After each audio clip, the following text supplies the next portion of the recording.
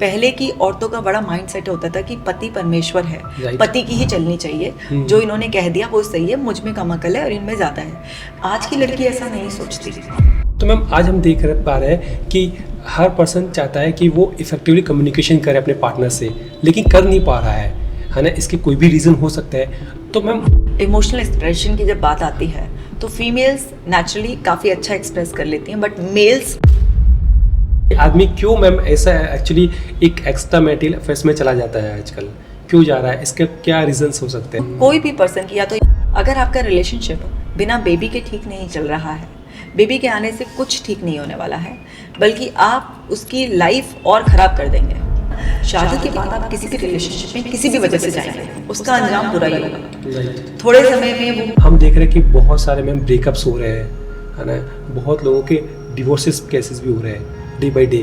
तो मैम क्या रीज़न है इसके पीछे कि इतना सारे डिवोर्स आज बढ़ रहे हैं? क्या होता है कि बहुत सारे लोग। नमस्कार दोस्तों, मैं सुनील पारिक और आप सुन रहे हो एक ऐसा पॉडकास्ट जहां हम जीवन से जुड़े उन पहलुओं की बात कर रहे हैं जो हमारे दिल और दिमाग को छू रहे हैं। तो आज की हम चर्चा करें रिश्ते जोड़े भी, सिखाए भी और आजमाए भी। आज रिश्ते हमारी लाइफ में बहुत इंपॉर्टेंट रोल रख रहे हैं, चाहे वो हमारे परिवार के हो, चाहे हमारे फ्रेंड्स के हो और चाहे हमारे पार्टनर के हो। क्या आपने कभी सोचा है इन रिश्तों को कैसे मजबूत बनाया जाए? तो आज की इस पॉडकास्ट में हमने इनवाइट किया है डॉक्टर कशिका जैन मैम को।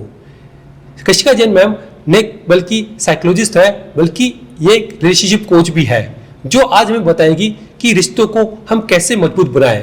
तो आज का वीडियो आपके लिए केवल एक वीडियो नहीं है, बल्कि कहीं न कहीं पे इस बात को समझा रही है कि हम रिश्तों को कैसे मजबूत बनाया जाए। तो आज की इस पॉडकास्ट में आप एंड तक बने रहिए, क्योंकि इस पॉडकास्ट में हम चर्चा करेंगे कैसे हम अपने रिलेशनशिप को अच्छा बनाएं, कैसे बेटर बनाएं और कैसे हम रिलेशनशिप को हम लॉन्ग लाइफ तक चलाएं। सो आप इस पॉडकास्ट में बने रहिए और हम वेलकम करते हैं कशिका जैन मैम का। वेलकम मैम आज के इस पॉडकास्ट में। Thank you so much Sunil, आपने इतने एफर्ट्स डाले। आप कानपुर से मेरठ, काबिल तारीफ़ हैं आप, और कोशिश करेंगे कि आज के पॉडकास्ट में जो भी आपके पास सवाल हैं उसके बेहतरीन आंसर दें। Ma'am thank you so much, क्योंकि मैम मेरा तो ऑफर था ही, बट मैम कहीं ना कहीं मुझे लग रहा था कि मैम के साथ पॉडकास्ट करूं मैं, क्योंकि मैम आपके साथ बहुत सारी ऐसे क्वेश्चंस हैं जो मेरी ऑडियंस भी जानना चाहती है और मैं भी खुद भी जानना चाहता हूं। तो मैम आज का टॉपिक जो है बहुत ही सेंसिटिव है, लेकिन उसमें बहुत सारी ऐसी चीज़ें हैं जो आज हर कॉमन पर्सन फील कर रहा है और अपनी लाइफ के अंदर कहीं ना कहीं पे उसको लगता है कि ये प्रॉब्लम इश्यूज़ हो रहे हैं कहीं ना कहीं। तो हम बात करना चाहेंगे रिलेशनशिप पे लेकर। तो मैम मेरा आज सबसे फर्स्ट क्वेश्चन आपसे ये रहेगा कि आज रिलेशनशिप में ऐसे कौन से वो कॉमन इश्यूज़ है जिसकी वजह से कहीं ना कहीं हमारे रिलेशनशिप में प्रॉब्लम्स आ रही है, तो वो कौन कौन से रीज़न है? देखिए, रिलेशनशिप को पहले समझ लेते हैं। रिलेशनशिप में ना, अगर हम स्पेसिफिकली हस्बैंड वाइफ की या गर्लफ्रेंड बॉयफ्रेंड की रिलेशनशिप के बारे में बात कर रहे हैं, सो हमें ये समझना होगा कि रिलेशनशिप का एक्चुअल में मतलब क्या होता है। रिलेशनशिप यानी कि दो पर्सन एक कॉमन डिसीजन लेते हैं कि उनको एक दूसरे को समझना है, उनके साथ रहना है, और वो अपनी ज़िंदगी आगे प्लान कर रहे होते हैं एक दूसरे के साथ। सो रिलेशनशिप में एक पर्सन इस थॉट प्रोसेस के साथ स्टार्ट करता है। एक्चुअल में जो रिलेशनशिप का मतलब होता है कि रिलेशनशिप में दो लोग हैं, पता है कि हम दोनों बहुत डिफरेंट हैं, लेकिन फिर भी हम कुछ कॉमन ग्राउंड्स ढूंढकर एक दूसरे के साथ टाइम स्पेंड करना चाहते हैं, अपनी लाइफ स्पेंड करना चाहते हैं, और फिर वो उस मोटिव के साथ एक दूसरे के साथ जुड़ते हैं, और फिर वो टाइम अपना अच्छा बुरा सब कुछ इस तरह से पहले से एक थॉट प्रोसेस के साथ कि हाँ ये करना है, माइंडसेट बनाते हैं और उसको कंटिन्यू करते हैं। अब होता क्या है कि ये सब ना ओल्ड स्कूल बातें हो गई हैं, क्योंकि अभी क्या है, रिलेशनशिप के मतलब ना बहुत डाइवर्सिफाई वे में निकालने लगे हैं लोग। रिलेशनशिप का मतलब है कि आज की तारीख में लोगों के लिए बहुत कैजुअल भी हो गया है, जिसमें कोई कमिटमेंट नहीं है, जिसमें ये है कि जब तक मेरी कुछ नीड्स पूरी हो रही है, मेरे को अच्छा लग रहा है, तब तक हम साथ हैं, अदरवाइज आप अलग मैं अलग। तो अब रिलेशनशिप का मतलब बहुत ज़्यादा चेंज होता जा रहा है। रिलेशनशिप में पहले भी दो लोग अलग अलग थे, अलग अलग बैकग्राउंड से आते थे, आज भी वही है और आगे भी वही रहेगा। क्योंकि अगर आपको किसी का गर्लफ्रेंड बॉयफ्रेंड के रोल में आना है या हस्बैंड वाइफ बनना है, हाँ। आप एक घर में तो पैदा नहीं होंगे, नहीं, एक माँ बाप तो नहीं होंगे नहीं आपके। मैम। जब आपके माँ बाप अलग होंगे और जब आपकी परवरिश अलग तरीके से होगी, आपकी स्कूलिंग अलग तरीके से होगी, आपके फाउंडेशन ही अलग तरीके से डेवलप होगी, तो आप हमेशा अलग ही रहेंगे। हाँ। तो एक चीज़ तो कॉमन रहेगी। Right. बट क्या है कि इन्वायरमेंट इतना चेंज हो रहा है, लोगों की वैल्यूज़ बहुत ज़्यादा चेंज हो गई हैं, लोगों के बिलीफ बहुत ज़्यादा चेंज हो गए हैं, और अब रिलेशनशिप में फीमेल्स भी बहुत ही ज़्यादा पावरफुल हो गई हैं, क्योंकि फीमेल्स के पास भी एजुकेशन का उतना ही राइट है, वो उतना पढ़ती हैं, इंडिपेंडेंट होती हैं, फाइनेंशियली इंडिपेंडेंट होती जा रही हैं, उनके पास फ्रीडम है। तो आज फीमेल्स भी अपनी ईगो भी रखती हैं और अपनी लिबर्टी को भी प्रोटेक्ट करना चाहती हैं। वो हमेशा वो चाहती हैं कि अब मेरे को भी इक्वालिटी से ही ट्रीट किया जाए। तो रिलेशनशिप के मतलब जो है वो over a period of time अब चेंज हो रहा है। अब रिलेशनशिप में दोनों ही पार्टी मजबूत होती हैं और दोनों ही अपनी अपनी चलाना चाहती हैं। तो अब रिलेशनशिप के ना मतलब अब बदलते जा रहे हैं। अब जैसे बात करें, हम लिव इन का बहुत ज़्यादा क्रेज़ बढ़ता जा रहा है कि हम पहले साथ में रहेंगे, एक दूसरे को टेस्ट करेंगे, देखेंगे हमारा जमता है इमोशनल लेवल पर, फिजिकल लेवल पर, फाइनेंशियल लेवल पर, हम आगे बढ़ेंगे। हम पहले आराम से 2-3 साल टेस्ट करेंगे और जब सब कुछ ठीक चलेगा तब हम जाकर डिसीजन लेंगे कि हाँ अब हमको उसको मैरिज में कन्वर्ट करना है। कैजुअल रिलेशनशिप बहुत ज़्यादा चल रही हैं जिसमें कोई कमिटमेंट नहीं है, बस हमको क्या है, एक सपोर्ट चाहिए, घूमने फिरने के लिए पर्सन चाहिए, हमें अपनी फिजिकल नीड्स पूरी करने के लिए भी चाहिए। सो फ्रेंड्स विद बेनिफिट भी बन रहे हैं आजकल। इस तरीके की रिलेशनशिप भी हो रही है जिसमें कि दूसरे की ये परवाह किए बिना कि इसका लॉन्ग टर्म इफेक्ट भी किसी पर आ सकता है, क्योंकि ज़रूरी नहीं कि दोनों का मोटिव सेम हो। एक तो ये है कि रिलेशनशिप में 2 लोग हैं और उनका मोटिव ये है कि भाई हम लोग फ्रेंड्स इसीलिए बन रहे हैं कि कुछ फाइनेंशियल, कुछ फिजिकल, कुछ इमोशनल बेनिफिट्स उठाएंगे, और फिर जब तक चलेगा तो ठीक है, वरना तुम अपने रास्ते में अपने रास्ते, क्लैरिटी है। हाँ। यहाँ तक दोनों का माइंड सेट है। सही बात है। लेकिन फिर भी आपको पता नहीं कि कब कौन इमोशनल लेवल पर आपसे कनेक्ट हो जाए। और फिर आपने जो स्टार्टिंग में सोचा था, एक जना तो टिका रहा उसी बात पर, हाँ। और दूसरे का इमोशंस ट्रिगर हो गए, वो आपसे बहुत इमोशनली कनेक्ट हो गया, अब उसके लिए बहुत डिफिकल्ट हो रहा है। अब उसके लिए वो केवल फ्रेंडशिप विद बेनिफिट्स वाली नहीं है, बियॉन्ड दैट चली गई है उसके लिए, ठीक है। या फिर एक ये है कि आपने किसी को बताया ही नहीं रिलेशनशिप में जाने से पहले कि आप सिर्फ और सिर्फ उस पर्सन को टेस्ट कर रहे हैं, और अगर वो आपको जमेगा तो आप उससे कंटिन्यू करेंगे, अदरवाइज आप उसको टाटा बाय बाय कर देंगे।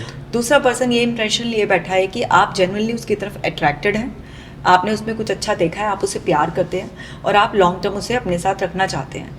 क्योंकि डीप डाउन अभी भी लोगों की इच्छा यही होती है कि हमको बेस्ट से बेस्ट मिल जाए, और हम किसी से कनेक्ट हो तो हम उससे लॉन्ग टर्म कनेक्ट रहें, उसको अपने लाइफ पार्टनर में कन्वर्ट कर पाएँ। और ख़ासतौर से फीमेल्स की तो अभी भी मोस्टली ये इच्छा होती है कि मेरा जो भी रिलेशनशिप हो वो मेरे लाइफ पार्टनर में ही कन्वर्ट हो।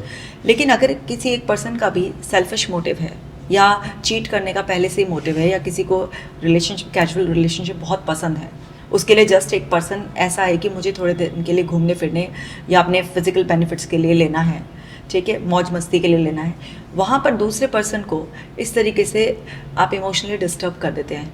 लॉन्ग टर्म में जाकर उसके बहुत बुरे इफेक्ट होते हैं कि लोग प्यार में धोखा खाकर सुसाइड तक भी कर लेते हैं। या फिर वो इतना डिप्रेस्ड हो जाते हैं, ट्रस्ट इश्यूज डेवलप हो जाते हैं कि वो दूसरे रिलेशनशिप में जा ही नहीं पाते हैं, या जाते भी हैं तो उनको कांस्टेंट एक फियर लगा रहता है, इनसिक्योरिटीज डेवलप हो जाती हैं, और उनको इतना डाउट होता है कि वो दूसरे पार्टनर से रिलेशनशिप सिर्फ इसलिए ख़राब कर लेते हैं क्योंकि उनका जो कांस्टेंट डाउट करने वाला माइंड हो गया है, उनको बार बार अवेयर कर रहा होता है कि कहीं तुम्हारे साथ पिछली बार जैसा ना हो जाए।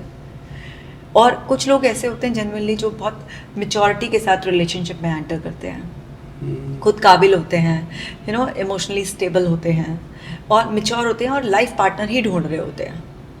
और वो लोग फिर उस रिलेशनशिप में जाते हैं तो देखते हैं कि सामने वाले के बिलीफ कैसे हैं, उसकी फाउंडेशन कैसी है, यानी कि उसके साथ लाइफ में कोई ट्रॉमा तो नहीं कैरी कर रहा वो पर्सन, उसके साथ कहीं ऐसा तो नहीं कुछ बुरे एक्सपीरियंस तो नहीं हुए हैं, या उसकी नेचर कैसी है, उसकी वैल्यूज़ कैसी हैं, बहुत कुछ वो वर्किंग कर रिलेशनशिप में, ताकि वो कन्वर्ट हो एक लॉन्ग टर्म रिलेशनशिप में और वो एक दूसरे के साथ खुश रह सकें। तो रिलेशनशिप में ना सबके पर्पज़ अलग होते हैं। तो आज रिलेशनशिप में पहले जैसा नहीं रहा कि माँ बाप ने कोई लड़का लड़की दिखाया और पसंद कर लिया और उसके साथ निभाए जा रहे हैं। Right. कि नेचर किसी की कैसी भी निकल जाए, लेकिन अब तो शादी अब हो तो गई है तो शादी, निभाना है। अब बिल्कुल। ऐसा नहीं रहा है। उसका एक बहुत बड़ा फैक्टर है कि लड़कियों का एम्पावर होना, उनका फाइनेंशियली फ्री होना, उनका एजुकेटेड होना। तो अब वो सफोकेट होने की बजाय अपने लिए फ्रीडम चूज कर लेती हैं, स्टैंड लेने की हिम्मत रखती हैं, और पेरेंट्स भी ज़्यादा सपोर्टिव हो गए हैं। पेरेंट्स ये नहीं कहते हैं कि तुम डोली में जा रही हो तो अर्थी पर ही आना वहाँ से। पेरेंट्स भी इस बात का ध्यान रखते हैं कि हमारी बेटी को अगर वहाँ पे कंफर्ट है, उसको दबाया नहीं जा रहा, उस पर अत्याचार नहीं हो रहा है, तो ठीक है, अच्छा है, कंटिन्यू करो शादी को। अगर लग रहा है ऐसा है, तुम सफोकेट हो रही हो, बीमार होती जा रही हो, इसकी वजह से परेशान हो, तो पेरेंट्स भी सपोर्ट करने लगे हैं। बट आज भी बहुत बड़ा तबका ऐसा है जो इसी की भेंट चढ़े जाता है रिलेशनशिप में कि अब निभाओ, ठीक है ना। अब तुम्हारे एक बार तुमने चूज़ कर लिया है, चाहे तुमने घर से भाग के शादी करी, हमारी पसंद से शादी करी, अरेंज मैरिज कुछ है, रिलेशनशिप में, टॉक्सिक रिलेशनशिप में भी एंटर कर गए हो, तब भी तुम्हें उसमें रहना है, तुम्हें फ्रीडम नहीं दी जाएगी। तो रिलेशनशिप ना आज बहुत वाइड हो गया है, मतलब उसमें बहुत सारे फैक्टर्स हो गए हैं। तो रेफरेंस टू कॉन्टेक्स्ट बात करी जा सकती है। एक जनरल बात सब पर अप्लाई नहीं होगी, राइट मैम। मतलब कोई ऐसी जनरल बात मैं नहीं कह सकती जो एक बात मैंने कही और वो हर रिलेशनशिप पे, हर रिलेशनशिप टाइप पर, हर तरीके के लोगों पर अप्लाई हो जाएगी, नहीं हो सकती। तो आज रिलेशनशिप के बहुत मायने बदल गए हैं। तो रिलेशनशिप के जो कारण हैं, जो पहले जैसी नहीं रही, वो है ज़्यादा अवेयरनेस, ज़्यादा इन्फॉर्मेशन अवेलेबल होना, आज इक्वालिटी की बात करना रिलेशनशिप में। पहले की औरतों का बड़ा माइंडसेट होता था कि पति परमेश्वर है, Right. पति की ही चलनी चाहिए, जो इन्होंने कह दिया वो सही है, मुझ में कम अकल है और इनमें ज़्यादा है। आज की लड़की ऐसा नहीं सोचती, उसको पता है कि मेरे पास भी वही बुद्धि है और मैं भी काबिल हूँ, मैं कमाने के काबिल भी हूँ, घर चलाने के काबिल भी हूँ, मैं दुनियादारी को संभालने के काबिल भी हूँ। तो आज की लड़कियों का वो माइंडसेट नहीं है कि जो मेरा पति कहेगा वही सही है, यही परमेश्वर है। वो अपने आप को भी इक्वली इम्पॉर्टेंट मानती हैं और अपनी भी एक इम्पॉर्टेंट पोजीशन चाहती हैं रिलेशनशिप में। वो पैसिव नहीं रहना चाहती, वो एक्टिवली इंगेज रहना चाहती हैं। तो अब ये जो चेंज आया है पिछले बहुत सालों में, इसने फीमेल्स के हाथ में पावर दे दी है। लड़कों के हाथ में ये पावर पहले से थी, ठीक है, क्योंकि पहले से ही उनको ये मुखिया की तरह ही पाला जाता था कि भाई तुम अपने घर में हो तो पहले बहन को तुम करोगे, बड़े होगे तुम माँ को भी करने लग जाओगे चलाने, और फिर बीवी को तो तुम्हें चलाना ही है, फिर बेटी हो जाएगी तुम्हें उसको भी सब कुछ अपने हिसाब से चलाना है। तो लड़कों के पास कहीं ना कहीं ये पावर पहले भी थी और आज भी है, लेकिन पहले लड़कियों के पास नहीं थी, अब आ गई लड़कियों के पास। तो अब चेंज हो गया है टाइम, तो उसके साथ साथ क्या हुआ है, रिलेशनशिप के मतलब चेंज हो गए हैं। अब इक्वालिटी की डिमांड होती है, क्योंकि लड़का लड़की दोनों ही कमाते हैं। आज आप देखिए, अगर आप कोई रिलेशनशिप में जाने की बात करेंगे, शादी का इश्तिहार भी देखते हैं ना कि लड़की गोरी सुंदर होनी चाहिए, कमाऊ भी होनी चाहिए, ठीक है ना, बिल्कुल। और एक स्पेसिफिक डालने लगे नोट, बिल्कुल कि वर्किंग होनी चाहिए, वर्किंग चाहिए हमें। और अगर लड़का भी कोई देख रहा है ना, तो वो भी ऐसी लड़की ही चूज करता है जिसमें उसकी रिस्पॉन्सिबिलिटीज को शेयर करने वाली लड़की हो। वो भी ये देखता है जरूर, केवल ब्यूटी नहीं देखता आज का समझदार लड़का। हाँ, वो ये देखता है, फाइनेंशियल भी देखता है कि मेरे फाइनेंशियल को, मेरे को जो बर्डन है फाइनेंशियल, वो कैसे मैं फाइनेंशियल अपने फाइनेंशियल बर्डन को कम कर सकता हूँ। एग्जैक्टली, मतलब शेयर, इसको बेटर वर्ड ये है कि जो रिस्पॉन्सिबिलिटी शेयर कर सके। हाँ, ऐसा नहीं कि आज लड़के कम केपेबल हैं कि फाइनेंशियली वो अपनी वाइफ को एक कंफर्ट नहीं दे सकते, दे सकते हैं। वो केपेबल पहले भी थे, आज भी हैं और हमेशा रहेंगे। लेकिन आज ना रिस्पॉन्सिबिलिटीज एक्चुअली बढ़ भी गई हैं और इतना सब कुछ है हमारे आसपास, एक लाइफस्टाइल बहुत अप हो गया है लोगों का, लग्जरी चाहते हैं लोग, अब्रॉड की ट्रिप्स चाहते हैं, वो मतलब अपनी लाइफ में बहुत ही ज्यादा कंफर्ट चाहते हैं। अब जब आप ज्यादा चाहोगे, एम्बिशंस बढ़ गई है, एम्बिशंस बहुत ज्यादा बढ़ गई हैं, डिजायर्स बहुत ज्यादा बढ़ गई है ना, सब अपना लाइफस्टाइल बहुत अच्छा मेंटेन करना चाहते हैं, अपना स्टैंडर्ड बहुत हाई करना चाहते हैं। तो उसमें एक जने पे सारा बर्डन आएगा, तो ये तो फेयर भी नहीं है। तो जब लड़कियां इक्वालिटी चाहती हैं, तो लड़कियों को रिस्पॉन्सिबिलिटी शेयर करने में भी इक्वल कंट्रीब्यूशन देना चाहिए, ठीक है। ऐसा थोड़ा ना कि सिर्फ बोलने में या और चीज़ों में आपको एक फ्रीडम चाहिए, इक्वालिटी चाहिए और रिस्पॉन्सिबिलिटी शेयर करने की बात आएगी तो मैं लड़की हूँ, मैं नहीं करूँगी। तो वो भी है, तो लड़का भी ये देखता है कि लड़की इतनी कॉम्पिटेंट, केपेबल होनी चाहिए कि वो टफ टाइम आए या फिर नॉर्मल टाइम भी चले तो हम अपनी लाइफ को और लग्जूरियस बना सकें, तो रिस्पॉन्सिबिलिटी शेयर करने वाली हो। और लड़कियां भी आजकल अपने आप को फाइनेंशियली सिक्योर कर कर चलती हैं कि अगर कल को कोई दिक्कत आए, छोड़ने की नहीं कि कोई चीट किया, अगर सपोज करो हस्बैंड को कोई तकलीफ हो गई, बीमारी आ गई, कोई उसका थोड़े टाइम के लिए काम नहीं रहा Right. तो वो फाइनेंशियली सपोर्ट कर पाए। तो उसकी लड़कियां, जॉब में कोई इशू आ गया कुछ भी हो सकता है, तो हम मेरे पास में मतलब वो फाइनेंशियल सिक्योरिटी रहनी चाहिए। बिल्कुल होनी चाहिए, इंडिपेंडेंट। और फिर आप अपने बच्चों को एजुकेट करने के लिए, सोसाइटी में अपनी स्टैंडिंग के लिए, अपनी आइडेंटिटी के लिए, बहुत सारी चीज़ों के लिए आज अपने आप को केपेबल हम सब बना रहे हैं। तो फीमेल्स खुद भी चाहती हैं और पेरेंट्स भी चाहते हैं कि अपनी बेटी को सिक्योर कर कर भेजें, कि कल को कोई भी बात हो, उसकी लाइफ में कोई दुख तकलीफ आए तो वो डिपेंडेंट ना हो, परेशान ना हो, ऐसे ना कि इधर उधर हेल्प के लिए देख रही है। तो वो स्ट्रॉन्ग बनाना चाहते हैं। तो बहुत कुछ बदल गया है। तो अब रिलेशनशिप के मायने बहुत बदल गए हैं।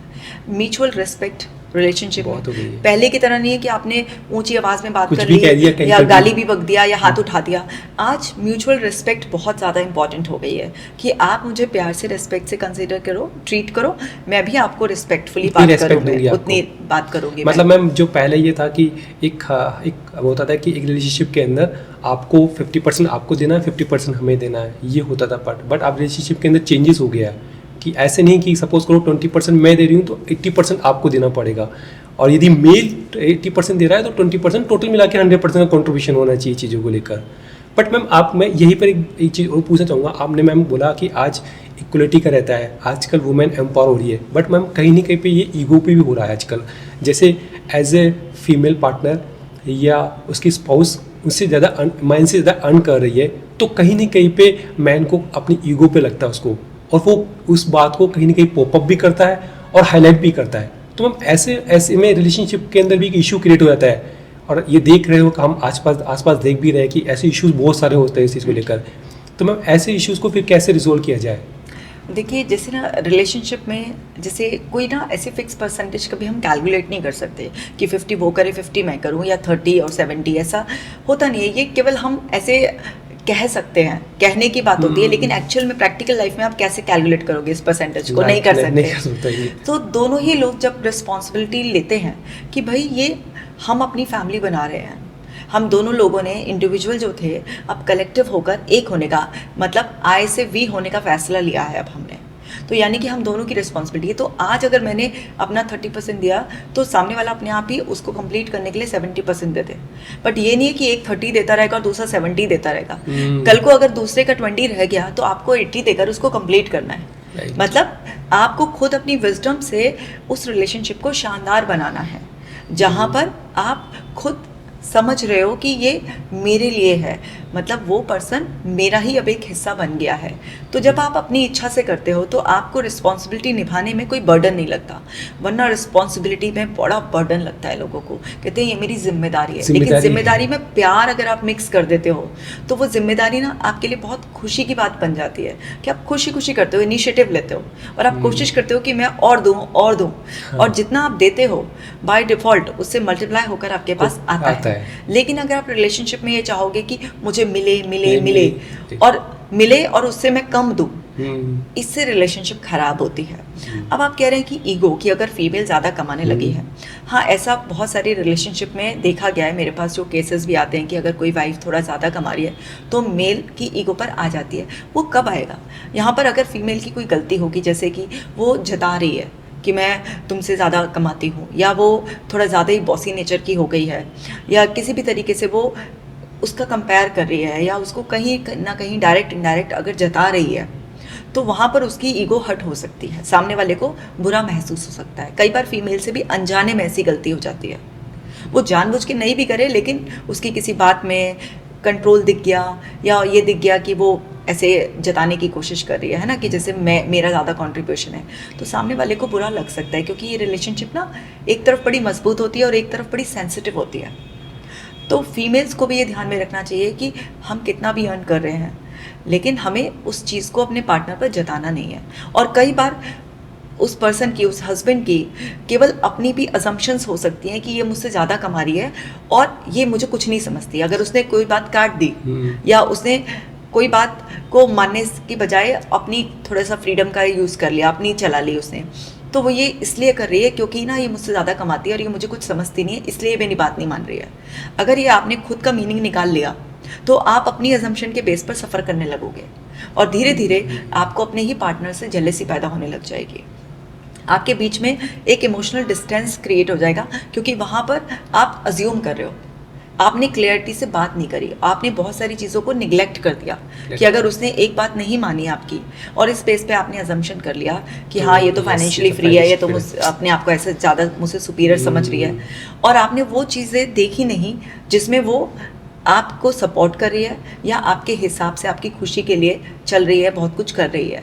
तो यहाँ पर इंसान या तो अपनी अजम्पशन से सफ़र करता है या सामने वाले के बिहेवियर की वजह से सफ़र करता है। तो ये ना, जब इंडिविजुअल कोई भी ऐसा रिलेशनशिप होगी तो उसमें ये देखना पड़ता है हमें भी कि यहाँ पर कौन से पार्टनर की गलती है, या मतलब जैसे मैं आपको एक केस के एग्जांपल से बताती हूँ। मेरे पास इसी तरीके का एक केस आया था जहाँ पर जो फीमेल है उसकी कंपनी का टर्नओवर 60 to 70 करोड़ जाता है एक साल का, और उसका पार्टनर जो बिजनेस करता है तो उसका जो टर्नओवर होता है वो 20 to 30 करोड़ का जाता है। तो दोनों ही इंडिविजुअल देखा जाए तो बहुत अच्छा अपने उस पर कर रहे हैं, लेकिन फीमेल अपने हस्बैंड से कहीं ज़्यादा कर रही है। तो अब वहाँ पर वो फीमेल का 70% के करीब खर्चे वर्चे सब में कंट्रीब्यूशन है फैमिली में, और बाकी हस्बैंड का है। लेकिन वो कभी जताती नहीं इस बात को, वो बहुत ही हम्बल रहती है, पोलाइट रहती है अपने हस्बैंड के लिए, अच्छे से अच्छा करती है। वो बहुत सॉफ्ट स्पोकन है, सब कुछ फैमिली को देखकर चलने वाली है।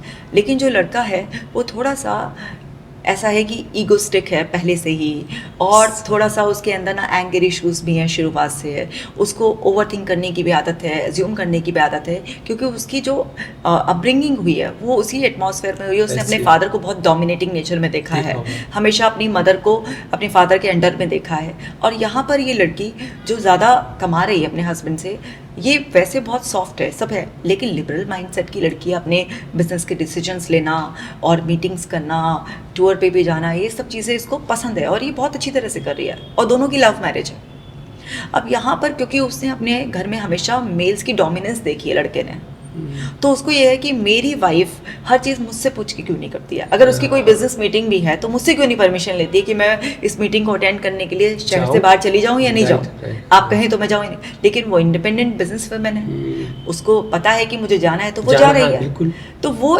जाहिर नहीं कर रही है कि मैं तुमसे ज़्यादा कमा रही हूँ, या किसी तरह से इंसल्ट नहीं कर रही है कि मैं 70% कॉन्ट्रीब्यूट कर रही हूँ फैमिली में। उसकी खुद की जो माइंडसेट बना हुआ है उसका, जो उसने देखा है, उसके अपब्रिंगिंग जिस तरीके के एटमॉस्फेयर में हुई है, वो उसको एज्यूम कराती है कि ये मुझसे ज़्यादा कमाती है इसलिए ऐंठ में रहती है, मुझसे पूछती भी नहीं है, और जो है ना मेरे को इतनी वैल्यू नहीं करती है। ठीक है, तो अब कोई विमेन जो इतने बड़े लेवल का काम कर रही है, वो बिजी है, तो वो हर वक्त तो आपके लिए आपकी चाहत के हिसाब से अवेलेबल नहीं हो सकती है। आपको चाहिए भी कि वो कमाए भी, और आपको ये भी चाहिए कि जब आप कहीं टाइम बे टाइम वो अवेलेबल भी हो जाए। तो ये दोनों चीज़ें तो पॉसिबल नहीं है। अगर वो आपके लिए किसी भी वक्त अवेलेबल होगी तो उसका काम सफ़र करेगा। राइट। तो वहाँ पर उसकी खुद की अजम्पशंस की वजह से कि ये मुझे कुछ नहीं समझती है, उनकी रिलेशनशिप ख़राब होनी शुरू हो गई और उनके बीच में झगड़े शुरू होने लगे। हस्बैंड ने चीखना चिल्लाना शुरू कर दिया, हाँ तू मुझसे ज़्यादा कमा रही है ना, तो तुझ में बहुत ज़्यादा घमंड है, अभी तुझे घर पर बैठा लूंगा ना तो तुझे पता चल जाएगा तेरी दो कौड़ी की हैसियत भी नहीं है। इस तरीके की फाउल लैंग्वेज यूज़ करनी स्टार्ट कर दी है। अब इस तरीके की लैंग्वेज किसी भी बिजनेस वुमेन जो कि अपने फील्ड में अच्छा कर रही है, आप उसके लिए यूज़ करोगे, वो कैसे बर्दाश्त करेगी। उसने पहले रोना शुरू किया क्योंकि वो एकदम से आर्ग्यूमेंट्स नहीं करना चाहती थी। उसने प्यार से भी बात करनी शुरू करी, लेकिन मेरे सामने ये रोने के नाटक मत कर, मुझे सब पता है, तो मुझे कुछ नहीं समझती है, ये वो। और अगर तुझे मेरे मम्मी पापा के साथ रहना पड़ता ना, तब तुझे पता चलता कि कितने कायदे से रहती हैं लड़कियां, तुझे मैंने फ्रीडम दे रखी है, ये वो। मतलब बहुत ज़्यादा उसको इतना इमोशनली उसने हर्ट किया कि उसका भी कहते हैं ना लिमिट क्रॉस हो गई। एक दिन वो भी बहुत तेज़ चिल्ला के पड़ी और उसको भी कि भाई मैंने तो कभी तुम पे ऐसा जाहिर नहीं किया कि मैं तुमसे ज़्यादा कमा रही हूँ, हाँ लेकिन मेरा फैमिली में ज़्यादा कॉन्ट्रीब्यूशन है, तुम कम करते हो, आज तक मैंने ये बात नहीं कही लेकिन तुमने मुझे मजबूर कर दिया, ये वो। मतलब फिर उसकी भी सारी भड़ास निकल गई, सारी के सारी। तो वहाँ से उनकी लड़ाई झगड़े और ज़्यादा बढ़ गए। तो जब मेरे पास केस आया तो पता चला कि ये सारी प्रॉब्लम जो स्टार्ट हुई, ये हस्बैंड की अपनी अजम्पशंस की वजह से स्टार्ट हुई, क्योंकि उसके अंदर इन्फीरियरिटी थी इस बात को लेकर कि मेरी कंपनी इतना अभी टर्नओवर नहीं कर रही है जितना मेरी वाइफ की कंपनी कर रही है। ठीक है, तो उसके अंदर उसकी खुद की इन्फीरियरिटी से इनसिक्योरिटी पैदा हुई कि ये बाहर जाती है, मुझसे ज़्यादा कमाती है, कि कहीं कोई ऐसा ना हो कि और किसी के साथ एंगेज हो जाए। तो अपनी खुद की इनसिक्योरिटी की वजह से उसको ये बात की तकलीफ़ होने लगी कि मेरी वाइफ इतना ज़्यादा कमा रही है, जबकि वो सारा कमा रही है तो फैमिली में ही तो इन्वेस्ट हो रहा Contribution वही है, तो सारा कर रही है। तुम्हारा ही तो जो बिल्कुल स्टैंडर्ड है right। वो अप हो रहा है, बिल्कुल right। वो कहीं बाहर कुछ और नहीं कर कहीं। नहीं रही है, तुम ही प्रॉपर्टीज बना रहे हो सब कुछ, लेकिन खुद की इनसिक्योरिटीज इन्फीरियरिटी की वजह से, खुद की अजम्पशन की वजह से कई बार इंसान रिलेशनशिप खराब कर लेता है। तो कई बार ज़रूरी नहीं है कि जो ज़्यादा कमाने वाला पार्टनर है वो इस तरीके से प्रोजेक्ट कर रहा हो कि भाई मैं तुमसे सुपीरियर हूँ, ऐसा नहीं है। तो ये चेक करना पड़ता है कि कहाँ पर किस केस में किसकी गलती है। राइट मैम अभी बात करिए आपने इमोशंस की, तो मैम आज इमोशंस की हम बात करते हैं। इमोशन लोग में खूब भरा हुआ है, लेकिन कहीं ना कहीं पे एक्सप्रेशंस करने की प्रॉब्लम है। किस बात को कहाँ कहना है, कब कहना है, जिससे वो अपने आप के अंदर जो फीलिंग चल रही है, जो महसूस कर रहा है, वो उसको एक्सप्रेस कर पाए। तो मैम आज हम देख पा रहे हैं कि हर पर्सन चाहता है कि वो इफेक्टिवली कम्युनिकेशन करे अपने पार्टनर से, लेकिन कर नहीं पा रहा है ना। इसके कोई भी रीज़न हो सकता है। तो मैम जब वो अपने पार्टनर से ऐसे कुछ टिप्स बताइए जिससे वो अपने पार्टनर से इफेक्टिवली कम्युनिकेशन कर पाए, और जिसके बाद वो अपने अंदर जो भी चल रहा है, उसके अंदर मन के अंदर जहन में जो चल रहा है, उस बात को वो एक्सप्रेस कर पाए और बता पाए अपने पार्टनर को। जी, आपका बहुत ही अच्छा क्वेश्चन है ये, क्योंकि इमोशनल एक्सप्रेशन की जब बात आती है तो फीमेल्स नेचुरली काफ़ी अच्छा एक्सप्रेस कर लेती हैं, बट मेल्स कम एक्सप्रेस करते हैं, ठीक है। क्योंकि मेल्स की ना कंडीशनिंग ही ऐसी होती है बचपन से ही कि तू लड़का है तो रोएगा, या क्या छोटी छोटी बातें लगा रखी हैं, या उसको कंपेयर करके ऐसे बोला जाता है क्या लड़के जैसी बातें कर रहा है। तो उसकी कंडीशनिंग आज भी मतलब मोस्टली फैमिलीज़ में ऐसी होती है कि उसको अपने इमोशंस को रोकर या ऐसे बात कर उसके मन में जो चल रहा है, इतना इजी नहीं होता लड़के के लिए अपने फीलिंग्स को इतना अच्छे से एक्सप्रेस करना। खास तौर से जब उसके इमोशंस हर्ट हो जाते हैं तो वो या तो गुस्सा कर निकालता है, चीखता है, चिल्लाता है, डोमिनेंस कर निकालता है। सो वो अपनी हेल्पलेसनेस शो कर रहा होता है कि इस वक्त मेरे पास कोई और तरीका नहीं है अपनी बात को कहने का, क्योंकि उसको लगता है कि गुस्सा करके निकालूंगा ये तो मेल थिंग है, मतलब ये तो आदमियों वाले शान जैसी बातें हैं, है ना। लेकिन अगर उसने बहुत सॉफ्ट तरीके से कहा अपनी बात को या रो दिया, ये उसको लगेगा ये कमजोरी की निशानी है, मैं तो कमजोर बन गया हूँ, मैं कमज़ोर बन गया हूँ। लेकिन आज अभी फैमिलीज बदल रही हैं, अब लड़कों को भी इस तरीके की ट्रेनिंग दी जाने लगी है शुरुआत से ही कि बेटा रोना नॉर्मल बात है, अपनी बात को खुलकर एक्सप्रेस करना डेली बेसिस पर ये सब नॉर्मल बात है। इसमें कोई जेंडर का वो नहीं है कि फीमेल्स कर सकती हैं और मेल्स नहीं कर सकते हैं ऐसे। तो टाइम बदल रहा है, लेकिन बदलने में अभी और पूरी तरह से बहुत समय लगेगा। तो अभी भी एक बहुत ह्यूज पॉपुलेशन है जो इस प्रॉब्लम से सफ़र कर रही है, जहाँ पर इमोशनल एक्सप्रेशन फीमेल ज़्यादा अच्छा कर लेती हैं और मेल्स कम कर पाते हैं। अब एक्सप्रेशन करें कैसे? एक्चुअली हर इंसान ये कहेगा कि मुझे ना सच सुनना है, लेकिन जैसे ही आप उसके सामने सच बोलोगे वो वहीं से डिस्कनेक्ट हो जाएगा आपसे। वो आपकी बातों को ही पकड़कर फिर आपके ऊपर ही वो बातें रिपीट करेगा, आपको ही वो ताने देगा, आपको ही वो बहुत बुरी तरीके से बुली करना स्टार्ट कर देगा।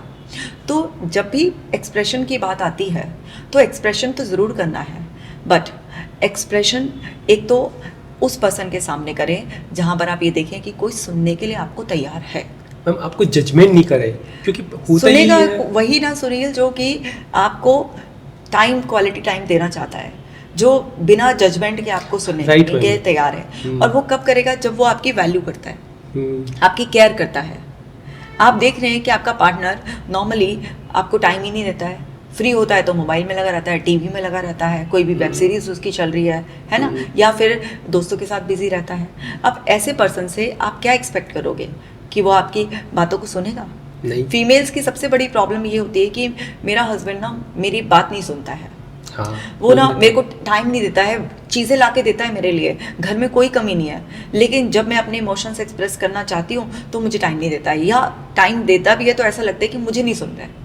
और सुनकर भी ना कुछ उसका कोई पॉइंट ऑफ व्यू नहीं होता, कुछ नहीं होता, वो बस ऐसे जैसे मैंने किसी स्टैचू के सामने बोला और ख़त्म किया। तो ये बहुत बड़ी शिकायतें लेकर मेरे पास फीमेल्स आती हैं कि मेरा हस्बैंड मेरे पास इमोशनली अवेलेबल नहीं है, मेरे पास इमोशनल एक्सप्रेशन करने के लिए कोई भी ऐसा टाइम मैं चूज़ करूं कि रात को सोने से पहले या सुबह जाने से पहले उसके, या दोपहर में फ़ोन करके वो हर वक्त कुछ ना कुछ लगाता था, सुबह सुबह मुझे ऑफिस जाना है, तुमने ये क्या लेकर बैठ गई हो। फिर अगर मैं दोपहर को करूँ, मैं ऑफिस में या अपने बिजनेस में बिजी हूँ, अब मैं इतना टाइम नहीं है तुम्हारी ये सब बातें सुनने का। शाम को आता हूँ तो उसके बाद ये है कि अब मैं थका आ रहा हूँ, अब तुमने वही सारी बातें लगा रखी हैं। Yes, तो मैं कब कहूँ, कौन सा टाइम स्पेयर है जब कब मैं कहूँ मैं कहूँ? ना, सुबह तुम्हें जाना है इसलिए नहीं, Yeah. दोपहर में तुम बिजी हो इसलिए Busy थी, शाम नहीं, को रात को तुम हो थके आ रहे थके आ इसलिए रहे। नहीं, तो फिर कौन सा टाइम बचा? टाइम ही नहीं बचा कोई भी। तो जहाँ पर भी इमोशनल एक्सप्रेशन की फ्रीडम नहीं होगी, वहाँ पर रिलेशनशिप धीरे धीरे धीरे धीरे खत्म होना शुरू हो जाएगा। अब लड़का और लड़की दोनों को ही इमोशनल एक्सप्रेशन को करने की फ्रीडम होनी चाहिए। अब ये हमारी खुद की जिम्मेदारी है कि हम कैसे इमोशंस फील करें, इसको आइडेंटिफाई करना, क्योंकि इमोशंस तो मेरे अंदर फील हो रहे हैं ना, उसका एक एक्सप्रेशन मेरे चेहरे पर दिख रहा है, मेरे बिहेवियर में उसका रिफ्लेक्शन दिख रहा है, लेकिन वो एक्चुअल में मेरे को क्या फील हो रहा है ये तो मुझे ही आइडेंटिफाई करना पड़ेगा कि इस टाइम पर मैं दुखी हूँ, गुस्से में हूँ, मुझे जलन पैदा हो रही है, मुझे निगलेक्टेड फील हो रहा है, मुझे डिप्रेस फील हो रहा है, मुझे एंग्शियस फील हो रहा है, मुझे इनसिक्योरिटी है, फियर है, क्या है, कोई भी नेगेटिव इमोशन फील हो रहा है। तो जिस तरह से हम पॉजिटिव इमोशन को फील करते हैं और उसको एक्सप्रेस करते हैं, ऐसे ही नेगेटिव इमोशन को फील कर भी हमें एक्सप्रेस करना चाहिए। जैसे अगर हम दुनिया के सामने हंस सकते हैं, हम रो क्यों नहीं सकते? अगर हम किसी की तारीफ़ कर सकते हैं, अगर हमें किसी की बात कुछ ख़राब लगी है तो सही शब्दों में उस तक वो बात पहुंचाई भी जा सकती है। तो हम बात कर रहे हैं स्पेसिफिकली रिलेशनशिप के बारे में। तो जब आप अपने पार्टनर के साथ होते हो तो सबसे पहले हमें ये माइंड सेट करना चाहिए कि भाई इमोशंस को एक्सप्रेस करना, चाहे वो नेगेटिव हो या पॉजिटिव हो, बिल्कुल नॉर्मल बात है। सारे दिन ऐसे नहीं आएंगे कि केवल आप पॉजिटिव इमोशन फील करोगे और आपका बॉन्ड इतना रहेगा अच्छा कि आप पॉजिटिव ही बोलोगे, सारे दिन तारीफ़ ही करोगे आप अपने पार्टनर की। ऐसे बहुत सारे टाइम आएंगे जहाँ पर आपको कुछ नेगेटिव इमोशंस भी फील होंगे, मिसअंडरस्टैंडिंग भी होगी, आप हैवी भी फील करोगे और आप कुछ ऐसा भी कहना चाहोगे जो आपके पार्टनर के लिए एक फीडबैक होगा, जो आपको बहुत लाइट फील कराएगा, जो हो सकता है कि थोड़ी देर के लिए आपको ऐसा लग रहा हो कि यार हम कैसा सोच रहे थे दूसरे के बारे में और इसके अंदर ये सब चीज़ें चल रही है, लेकिन हमें ये समझना होगा कि ये मेरे पार्टनर की जेन्युइन फीलिंग्स है और वो ओपनली मेरे सामने एक्सप्रेस कर रहा है, तो ये मेरी ड्यूटी बनती है कि मैं उसको एक्सप्रेस करने दूँ, उसे जज ना करूँ, उसको एक फ्री स्पेस दूँ जहाँ पर वो खुलकर अपनी बात कह पाए। और अगर मैंने उसे बीच में टोकना शुरू किया, जज करना शुरू किया, तो सामने वाला तो अपनी बात कहना बंद कर देगा, वो समझ जाएगा इसको तो मेरी कोई वैल्यू नहीं है, इसने तो जो मतलब निकालना है वही निकालेगा, वो जज कर लेगा, तो वहीं पर आप उसका एक्सप्रेशन ब्लॉक कर लोगे। तो ये पार्टनर कोई भी हो, मेल या फीमेल, सबसे पहले आप दूसरे पार्टनर को देखो कि अगर वो खुद अपनी फीलिंग्स एक्सप्रेस नहीं कर रहा है तो उसके एक्सप्रेशंस बताते हैं और उसका बिहेवियर बताता है। वो जो कह रहा है आपसे वो सब खबर देते हैं कि इसके अंदर क्या चल रहा है। आपने देखा कि अगर कोई पार्टनर रोज आपसे आकर बात करता था और आजकल आपसे थोड़ा डिस्टेंस मेंटेन कर रहा है ना, बिजी रहता है ज़्यादा, या आपसे बहुत लिमिटेड बात करने लगा है, या आपसे फिजिकल इंटीमेसी में थोड़ा सा कटने लगा है, तो ये सारे कुछ क्लूज होते हैं कि उसके अंदर कुछ तो बदल गया है, या फिर उखड़ा उखड़ा सा रहता है, जिन बातों पर रिएक्ट नहीं करता था रिएक्ट करने लगा है। तो उसके बिहेवियर से, उसकी बातों से, उसके फेशियल एक्सप्रेशन से, उसके लाइफस्टाइल से, बहुत कुछ से आप क्लू लगा सकते हो कि कुछ तो इसके अंदर चल रहा है जो ये बता नहीं रहा है। तो आप खुद भी इस चीज़ का आइडिया लगाकर अपने पार्टनर से बोल सकते हो कि मैंने ऐसा कुछ नोटिस किया है कि कुछ दिनों से कुछ चेंजेस लग रहे हैं, कोई बात है तो मुझे बताओ, मैं हूँ ना तुम्हारे साथ। तो जब आप प्यार से किसी से बोलोगे तो सामने वाला एकदम ऐसा सिक्योर फील करेगा कि उसका मन करेगा कि हाँ मैं कुछ बता दूँ। और अगर सामने वाला डायरेक्ट ही आपसे कुछ बात कहना चाहता है तो आपको चाहे दुनिया भर की कितनी भी रिस्पॉन्सिबिलिटी हो, जिम्मेदारी हो, छोड़ो, सबसे पहले अपने पार्टनर को टाइम दो, ठीक है ना, उसको टाइम दो और उसको सुनो, और जब वो बोल रहा हो तो उसको रिस्पॉन्स दो, हाँ हूँ, उसके कहने के हिसाब से अपने फेस के एक्सप्रेशंस चेंज करके उसको एक्नॉलेज करो कि आप उसी के साथ हो इस मोमेंट में। ये नहीं कि आपके हाथ में फ़ोन भी है, 10 काम आपका है, किचन में आपके कुकर पे सीटी बज रही है या आप कुछ और कर, नहीं, उसको क्वालिटी टाइम दो और उसको एक्सप्रेस करने दो, क्योंकि जैसे ही वो साइकोलॉजिकल वॉमिट करेगा उसको बड़ा रिलीफ मिलेगा। अरे भाई बहुत रिलीफ मिल गया, क्योंकि हमने किसी के सामने अपनी बात कह दी। और फिर सुनने समझने के बाद पहले उसको कंसोल करो, पहले उसको थोड़ा शांत करो, फिर उसके बाद उससे मिलकर ही कि अब इसको हम कैसे बेटर कर सकते हैं। सपोज वो आपकी कोई गलती भी बता रहा है, आपसे कोई जाने निगलेक्ट हो गया, तो डिफेंसिव मत हो, नहीं मैंने तो ऐसा नहीं किया, तुम्हें ही ऐसा लग रहा है और तुम तो हमेशा ब्लेम करो, तुम्हारे लिए तो कितना भी कुछ कर लो हमेशा ही कम पड़ जाता है। ये डिफेंसिव नहीं होना होता। सामने वाला जो कह रहा है उसकी फीलिंग्स को वैलिडेट करो कि अगर उसको ऐसा महसूस हो रहा है तो कुछ तो ऐसा हुआ होगा ना, या तो उसने मतलब निकाला या मुझसे हुआ होगा। अगर आपसे सच में कुछ नहीं हुआ तो बहुत प्यार से बोल दो कि ऐसा वैसे मेरा इंटेंशन नहीं था, लेकिन अगर ऐसा लगा तो मैं आगे से इस चीज़ के लिए ध्यान रखूंगी या ध्यान रखूंगा कि ऐसा ना हो, और उसको बहुत प्यार से क्लियर कर दो। लेकिन उसकी फीलिंग्स को आप एकदम से वैलिडेट करने के बजाय बिल्कुल डिस्कार्ड कर दो कि नहीं तुम्हें तो ये गलत लग रहा है, तो वहीं पर वो पर्सन क्या है आपसे डिस्कनेक्ट हो जाएगा। उसको लगेगा इससे कहने का कोई फ़ायदा नहीं है, इसने सुनना वनना तो कुछ है नहीं, फिर वो आपसे बातें छुपाएगा। अब वो आपके सामने नहीं कहेगा तो या तो कोई दोस्त पकड़ेगा या फिर बाहर कोई कंधा मिलेगा उसे, यहीं से एक्स्ट्रा मैरिटलिटी में शुरू होती है। ठीक है ना, तो कहीं ना क्वेश्चन यही मैम कि आदमी क्यों मैम ऐसा एक्चुअली एक एक्स्ट्रा मैरिटल अफेयर्स में चला जाता है आजकल, क्यों जा रहा है, इसके क्या रीजंस हो सकते हैं? बिल्कुल, अभी मैं बताती हूँ। सो क्या है कि वो कहीं ना कहीं शोल्डर ढूंढेगा फिर, अगर आप उसको फ्रीली एक्सप्रेस नहीं करने दोगे। क्योंकि कोई भी इंसान कितना भी अचीव कर ले लाइफ में, लेकिन ह्यूमन कनेक्शन को, वो टच को, वो एक्सप्रेशन को कोई भी चीज़ रिप्लेस नहीं कर सकती है। वो हमारी बेसिक नीड है मैम। वो हमें चाहिए कि हम अपने पार्टनर से बातें करें, उसके साथ मेमोरीज बनाएं, उसके साथ टाइम स्पेंड करें, बिल्कुल क्वालिटी टाइम। और हर इंसान की ना कुछ नीड्स होती हैं, हम सबकी ना लव लैंग्वेजेस होती हैं। जैसे किसी इंसान को ना आपका बहुत क्वालिटी टाइम चाहिए होता है, बिल्कुल। किसी इंसान को ना आपसे क्वालिटी टाइम तो ठीक है आप दे रहे हैं, लेकिन उसको ना प्यार का एक्सप्रेशन वर्ड्स में भी चाहिए होता है कि आप उसे आई लव यू बोलो, या तुमने मेरी जिंदगी अच्छी बना दी, कुछ भी ऐसे expression time to time appreciate करके। बहुत सारे ऐसे एक्चुअली जैसे डेज आते हैं, है ना, वैलेंटाइन डे हो गया, एक्चुअली बर्थडे हो गया है ना, उसके एनिवर्सरी हो गई है, या फिर कुछ रैंडमली ऐसे ही जैसे वंस अ मंथ आपने वैसे ही आप जाके आपने रोजेस दे दिए, तो मैम वो एक मतलब वो चाहता है सामने वाला पार्टनर कि मेरे साथ मेरा पार्टनर मेरे साथ ऐसा कुछ करे, ऐसे कुछ surprises they they, like of कि हाँ ठीक है, अरे चलो ठीक है आज बाहर आउटिंग पे चलते हैं, बिना कुछ मतलब वो कोई प्लानिंग नहीं है, बट 1 डेज 2 डेज आप क्वालिटी टाइम अपने मी टाइम के लिए चले गए। बिल्कुल, एक्चुअली क्या है ना कि ये सरप्राइजेस गिफ्ट सबको अच्छे लगते हैं, किसी को ज़्यादा एक्सप्रेस करना अच्छा लगता है, किसी को कम, लेकिन ऐसा कोई नहीं है जिसको अच्छा नहीं लगता कि उसका स्पेशल डे सेलिब्रेट ना किया जाए। और ये सारे डेज बनाए ही इसलिए गए हैं कि आप रोज़ाना की भाग दौड़ भरी ज़िंदगी में जो भागे जा रहे हैं, आप सब कुछ अपना इतना काम कर रहे हैं, उससे ब्रेक लेकर आप अपने वो जो मेंटल पैटर्न्स हैं उसको ब्रेक करें जो रूटीन के हैं, और कुछ एक दूसरे के साथ क्वालिटी टाइम स्पेंड करें। ठीक है, सो अभी जैसे ना मैं बता रही थी कि सबकी लव लैंग्वेजेस होती हैं, तो कुछ लोगों को क्वालिटी टाइम चाहिए होता है, कुछ पार्टनर को आपसे, कुछ को चाहिए होता है कि आप वर्बलाइज करें अपने प्यार को। ये नहीं कि मन में ही समझ लें हाँ प्यार तो करता ही हूँ इसीलिए तो कर रहा हूँ।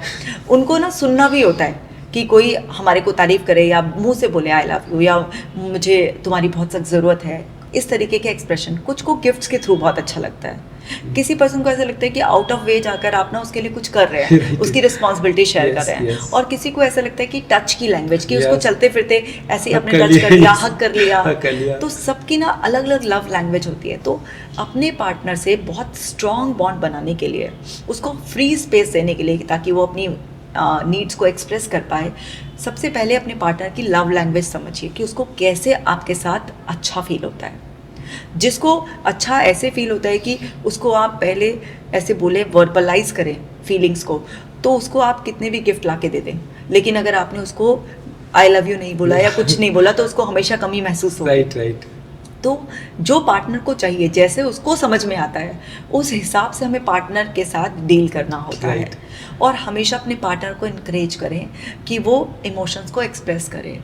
और बहुत ही सिंपल सा तरीका होता है कि आप ना एक टाइम पकड़ लीजिए, जैसे डिनर के बाद आप पर चले गए, वहाँ पर आप एक दूसरे से अपने दिन भर की बातें शेयर कर रहे हैं। ठीक है, तो कोई ना कोई तो टाइम आपको अपने बिजी शेड्यूल में से निकालना ही पड़ेगा, जहाँ पर आप एटलीस्ट 15 मिनट से लेकर 30 मिनट्स तक अपने पार्टनर के साथ हैं, जहाँ पर आप अपने पार्टनर के बारे में बात कर रहे हैं, आप अपनी भी कुछ फीलिंग्स शेयर कर रहे हैं, उसको भी सुन रहे हैं। ये नहीं कि बस मैंने तो अपना कह दिया और अब मेरा कह दिया तो हो गया, अब तेरा नहीं सुनना, ऐसा नहीं होना चाहिए। खुद का कहो भी और दूसरे का सुनो भी, उससे क्या होता है कि बॉन्ड हमेशा अच्छा रहता है। क्या होता है ना सुनील कि आपने एक अभी कोई छोटा सा पौधा लगाया, तो शुरुआत में ना बड़ी केयर करेंगे, धूप भी दिखाएंगे, उसमें खाद भी डालेंगे, सब कुछ करेंगे। लेकिन धीरे धीरे हम क्या करते हैं उसमें ना, मतलब सोचते हैं कि अच्छा अब तो इसने जड़ पकड़ लिया, अब छोड़ दो उसकी केयर। उसको बाद में भी केयर की जरूरत होती है।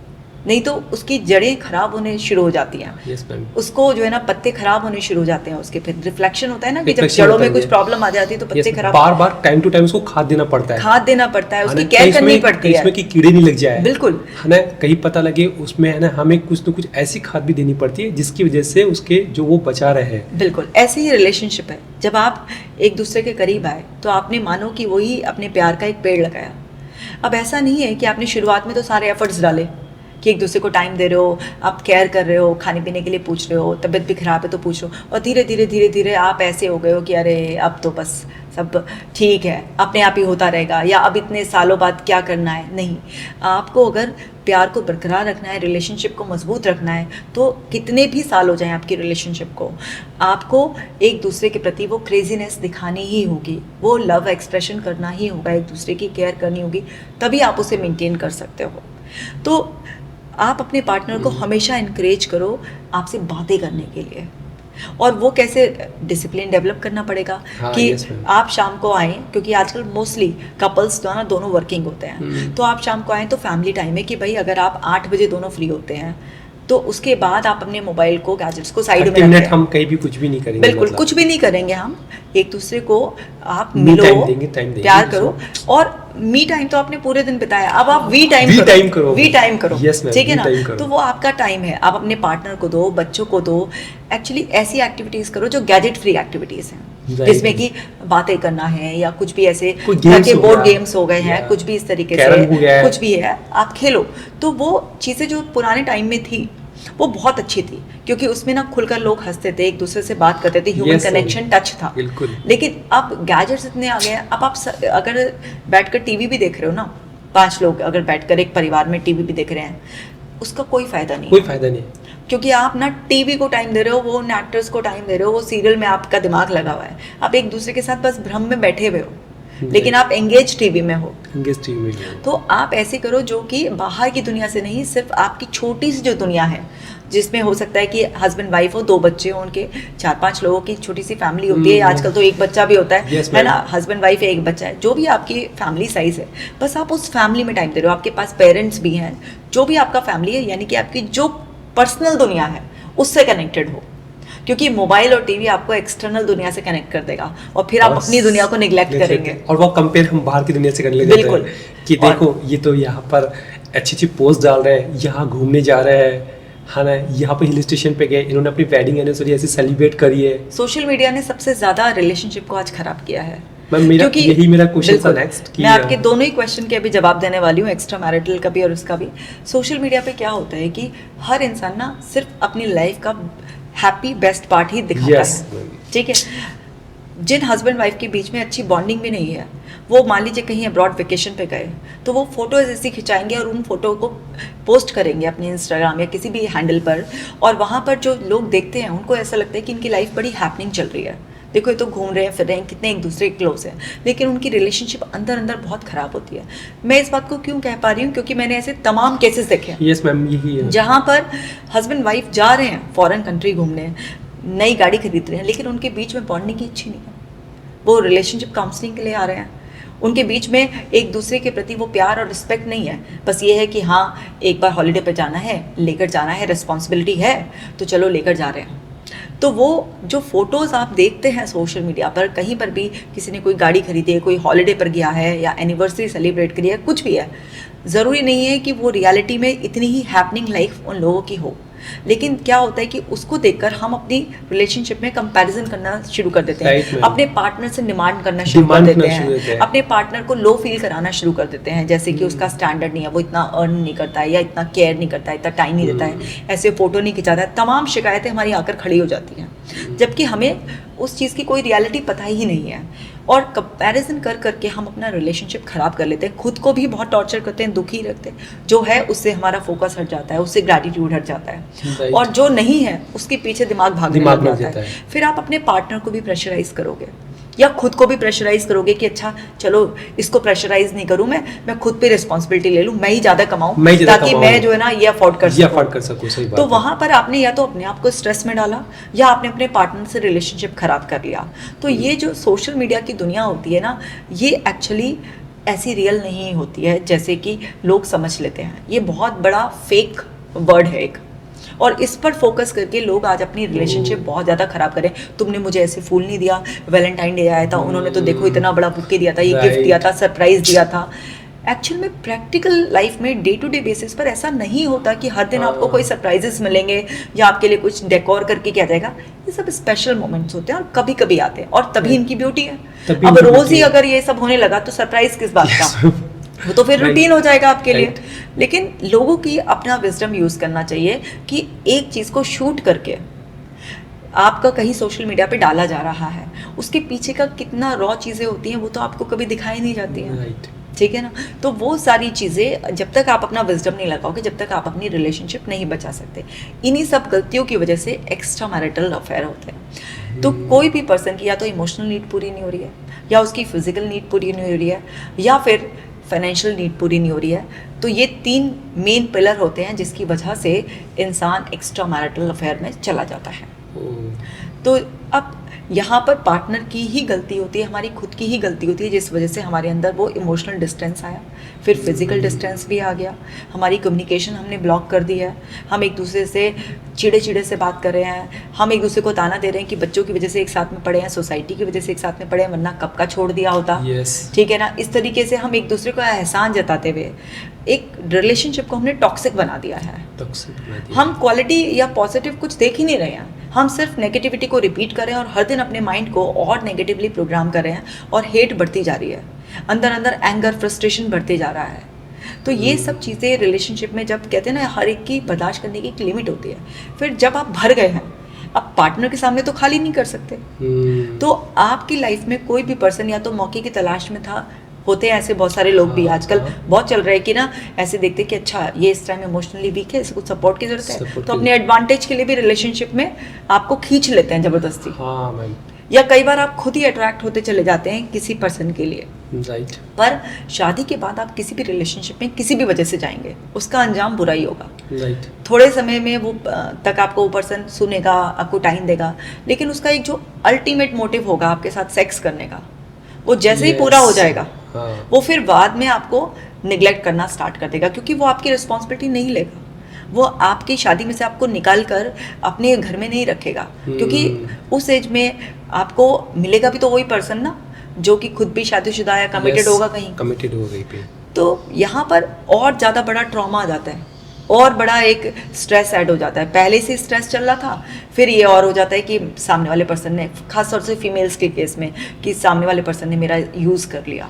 ऐसी मेरे पास बहुत सारी फीमेल्स आती हैं जो अपने हस्बैंड से इमोशनली भी फिजिकली भी सेटिस्फाइड नहीं थी, और वो किसी और की तरफ अट्रैक्ट हो गई, और उस पर्सन ने शुरुआत में उन्हें बहुत टाइम दिया, सब कुछ है, फिर उनके बीच में इमोशनल बॉन्ड एक क्रिएट हो गया, क्योंकि कोई इंसान सुन रहा है, आपकी थोड़ी सी केयर दिखा रहा है, फिर वो फिजिकल हो गए, और उसके बाद उस पर्सन ने धीरे धीरे उसको निगलेक्ट करना स्टार्ट कर दिया, इग्नोर करना स्टार्ट कर दिया, या किसी के घर में थोड़ी सी क्लू मिल गया तो उसने बिल्कुल ही कट ऑफ कर दिया।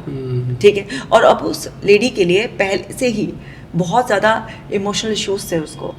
अब एक बहुत बड़ा ट्रॉमा ये और आ गया उसकी ज़िंदगी में ऐड हो गया कि उस पर्सन ने मेरा फ़ायदा उठा के मुझे छोड़ दिया। भाई आपका फ़ायदा आपकी मर्जी के बिना कोई कैसे उठा सकता है? नहीं उठा सकता।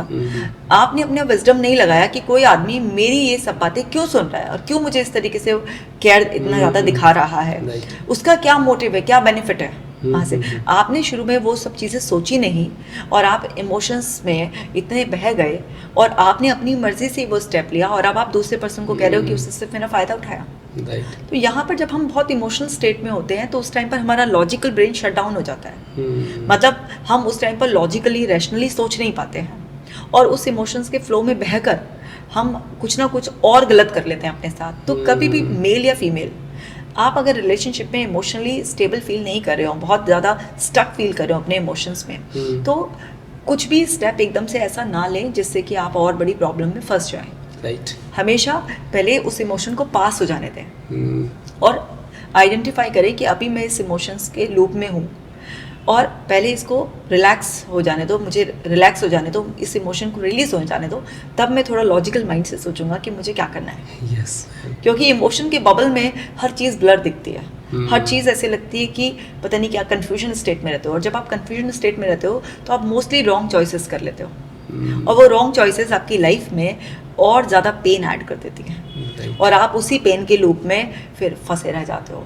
और फिर जो चीज़ आप संभाल सकते थे पहले, अब आपको लगता है कि अब तो शायद बहुत ही देर हो गई, अब तो कुछ संभलेगा ही नहीं। तो बहुत सारी फीमेल्स बहुत ज़्यादा डिप्रेशन में इसलिए चली जाती हैं, बहुत ज़्यादा गिल्ट कॉन्शियस इसलिए हो जाती हैं कि चाहे जैसा भी था, मेरा पति खराब था, मुझे समय नहीं देता था या मेरे को कुछ ताने देता था, लेकिन इस आदमी ने तो मेरे साथ और भी ज़्यादा बुरा किया। Right. तो कई बार हर पर्सन का इंडिविजुअल एक्सपीरियंस हो सकता है, सबका जरूरी नहीं कि ऐसा हो, ठीक है। yes, ma'am. कई बार बहुत रेयर परसेंटेज ऐसा भी हो जाता है कि आपको सच में कोई एक जेन्युइन ऐसा फ्रेंड लाइफ लॉन्ग Yes, के लिए मिल ma'am. जाए, Right, ma'am. या फिर कोई ऐसा पर्सन मिल जाए जो आपको सपोर्ट करे, हाँ, बट ये बिल्कुल। परसेंटेज बहुत कम होती है। Yes, ma'am. मोस्टली जो आजकल का ट्रेंड है उसके हिसाब से, या जो मैंने केसेस देखे हैं इतने, तो उस सब में क्या है कि बाद में रिग्रेट ही होता है आदमी को कि right, हमने ये सब क्यों स्टार्ट किया और एक और बर्डन हमने अपने ऊपर ले लिया। क्योंकि क्या होता है कि वो छुपती नहीं है किसी ना किसी तरीके से। जब आप दूसरे को टाइम दे रहे होते हो, पार्टनर कहीं ना कहीं आपके बिहेवियर से, आपके सीक्रेटिव होने से जज कर ही लेता है कि Right. अब ये मुझसे इतना मतलब नहीं रखता या रखती है, तो इसका कहीं ना कहीं और कुछ अफेयर चल रहा है Right, या ma'am. एंगेज हो गई है। तो वहाँ से ना फिर आपकी वो रिलेशनशिप और बुरी हो जाती है। फिर आप कहीं के भी नहीं रहते, ना वो पर्सन आपको सपोर्ट कर रहा होता और आप ये पर्सन से और भी ज़्यादा रिलेशनशिप बिगड़ जाती है। तो इमोशंस को पहले पास होने देना है हमें, और इमोशंस पास होने में थोड़ा सा टाइम लगा सकते हैं। पहले आप कैथारसिस में चले जाओ, रो लो, पूरा अच्छी तरीके से अपने अंदर की भड़ास निकाल लो, शांत हो जाओ, और फिर शांत होकर अपनी प्रॉब्लम को समझते हुए फिर ये देखो कि सोल्यूशन मुझे लॉन्ग टर्म ढूंढने हैं। किसी ऐसे पर्सन की मैं सपोर्ट लूँ जो अभी मुझे केयर करेगा या मुझे वादे करेगा, लेकिन वो लॉन्ग टर्म में प्रैक्टिकली कैसे निभाएगा। Right. तो थोड़े टाइम के कंफर्ट के लिए मैं लॉन्ग टर्म अपनी लाइफ में और प्रॉब्लम क्यों ऐड करूँ। Right. तो वो आप तभी सोच पाओगे जब आप उस इमोशन को रिलीज होने दोगे। तो ये सब बहुत इंपॉर्टेंट है आज। मैम आपने बात करी इमोशनल, तो मैम एक वर्ड आता है emotional intelligence. Ma'am emotional intelligence की जब हम बात करते हैं तो इसके कंटेंट्स, जैसे हम बात करते हैं कि हमारी डेली लाइफ के अंदर, जैसे रिलेशनशिप के अंदर भी है ना, हमारी सोशल लाइफ के अंदर भी है, और हमारी है ना एज ए पर्सनल लाइफ के अंदर भी है। और इसकी हम बात करते हैं तो मैम ये इमोशनल इंटेलिजेंस के अंदर हम देख पा रहे हैं कि कहीं ना कहीं पे आदमी है ना भाग दौड़ कर रहा है कहीं ना कहीं लाइफ के अंदर, क्योंकि उसकी लाइफ इतनी रशफुल हो गई है कि वो अपनी लाइफ को चेस करने के लिए कहीं ना कहीं पे कुछ ना कुछ काम कर रहा है, बट कहीं ना कहीं पे वो अपने आप को इमोशनल वीक कर रहा है। लेकिन वो चाहता है कि वो एक इमोशनल स्टेबल हो, है ना, एक इमोशनल स्टेबल हो, जिससे उसको कहीं ना कहीं पे वो अपने इमोशनल स्टेबल होके अपने अंदर जो अपने रिलेशनशिप के अंदर जो बहुत सारे इश्यूज आ रहे हैं वो इश्यूज को सॉल्व कर सके। तो मैम ऐसे कौन कौन से कुछ मुझे ऐसे पैरामीटर्स ऐसे कुछ बताइए जिसकी वजह से, या मुझे कुछ ऐसे क्रिस्टल, हमारे ऑडियंस को कुछ ऐसे क्रिस्टल केस कुछ पॉइंट्स बताइए जिसकी वजह से वो अपने आप को इमोशनल इंटेलिजेंस कर सके, एक इमोशनल भी हो सके, उसके बाद वो इंटेलिजेंस भी बन सके। Okay, so emotionally intelligent person वो होगा जो खुद को जानता होगा, समझता होगा, मतलब उसके सेल्फ अंडरस्टैंडिंग बहुत स्ट्रांग होगी, एंड उसकी अंडरस्टैंडिंग दूसरों के बारे में भी वो एक अच्छे लेवल की डेवलप कर लेगा, क्योंकि दूसरों के बारे में फुल अंडरस्टैंडिंग डेवलप हमेशा नहीं हो सकती, बहुत क्लोज लोगों के सामने के लिए ही हो सकती है। तो इमोशनली इंटेलिजेंट पर्सन हम उसी इंसान को कहते हैं जो अपने इमोशंस की कब वो क्या फील करता है, क्या उसके ट्रिगर्स हैं, और वो कौन से इमोशंस को ज़्यादा प्रोसेस करता है, इस सब के बारे में अवेयर हो। और जो उसके क्लोज नेटवर्क में लोग हैं, जैसे हम रिलेशनशिप की बात करें तो उसका पार्टनर हो गया, उसके बच्चे हो गए, उसके सिबलिंग्स हो गए, उसके पेरेंट्स हो गए, जो भी क्लोज नेटवर्क में लोग होते हैं, कुछ क्लोज फ्रेंड्स हो गए, कि वो किस नेचर के हैं, वो इमोशंस को किस तरीके से प्रोसेस करते हैं, उसके बारे में भी वो काफ़ी हद तक अवेयर है।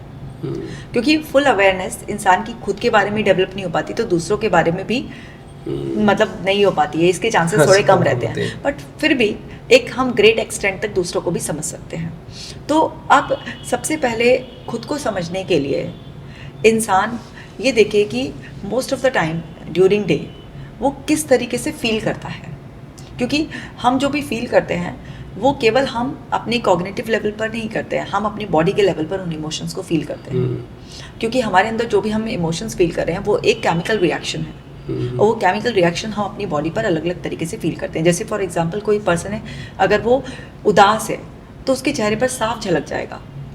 आप किसी पर्सन से पूछो भी आप कैसे हो, उससे बोला भी ठीक हूँ, लेकिन उसके चेहरे पर जो उस टाइम एक्सप्रेशन है उससे देखकर आप समझ जाते हो कि ये ठीक नहीं है एक्चुअल में। तो कोई इंसान स्माइल कर रहा है तो आप अपने आप ही समझ जाते हो कि ये इंसान अभी खुश है।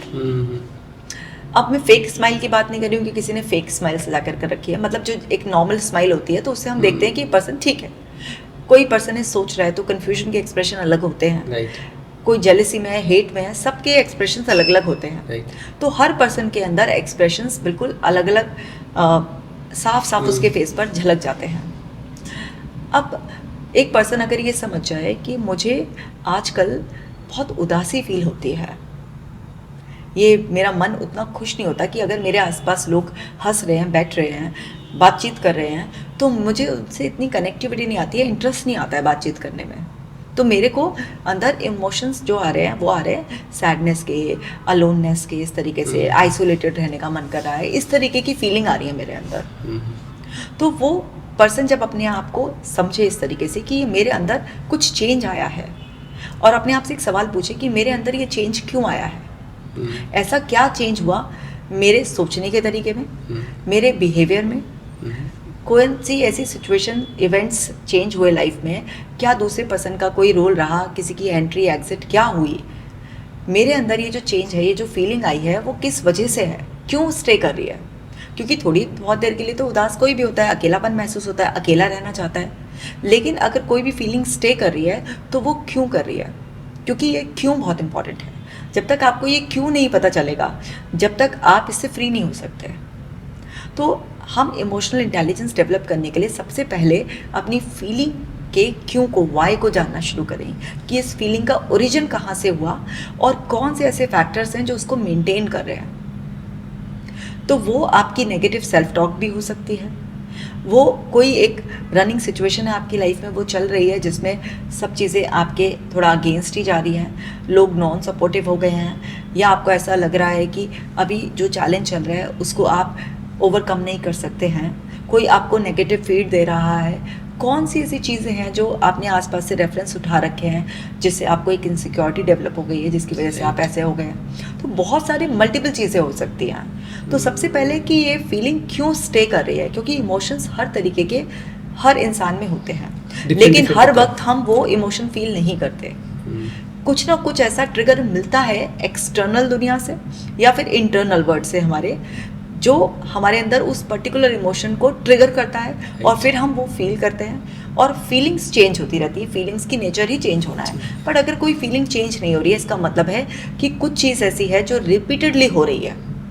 तो वो जो रिपीटेडली चीज़ हो रही है, जैसे आप अपने आप से क्वेश्चन करेंगे कि मैं इस तरीके से क्यों फील कर रही हूँ, क्या बात है, क्या चेंजेस आए, और आप देखेंगे 2 दिन पहले, 10 दिन पहले क्या हुआ था, लगभग 1 महीने पहले तक अगर आप देखेंगे तो आपके दिमाग में एक पिक्चर क्लियर होना स्टार्ट हो जाएगी कि ये चेंज हुआ है, इस वजह से ये मेरे को फीलिंग आ रही है, और इससे कनेक्टिंग फीलिंग भी इसलिए आ रही है। तो एक पेपर पेन लेकर जब कोई इंसान वर्किंग करेगा तो वो अपने इमोशंस को पहचानने के काबिल होता चला जाएगा।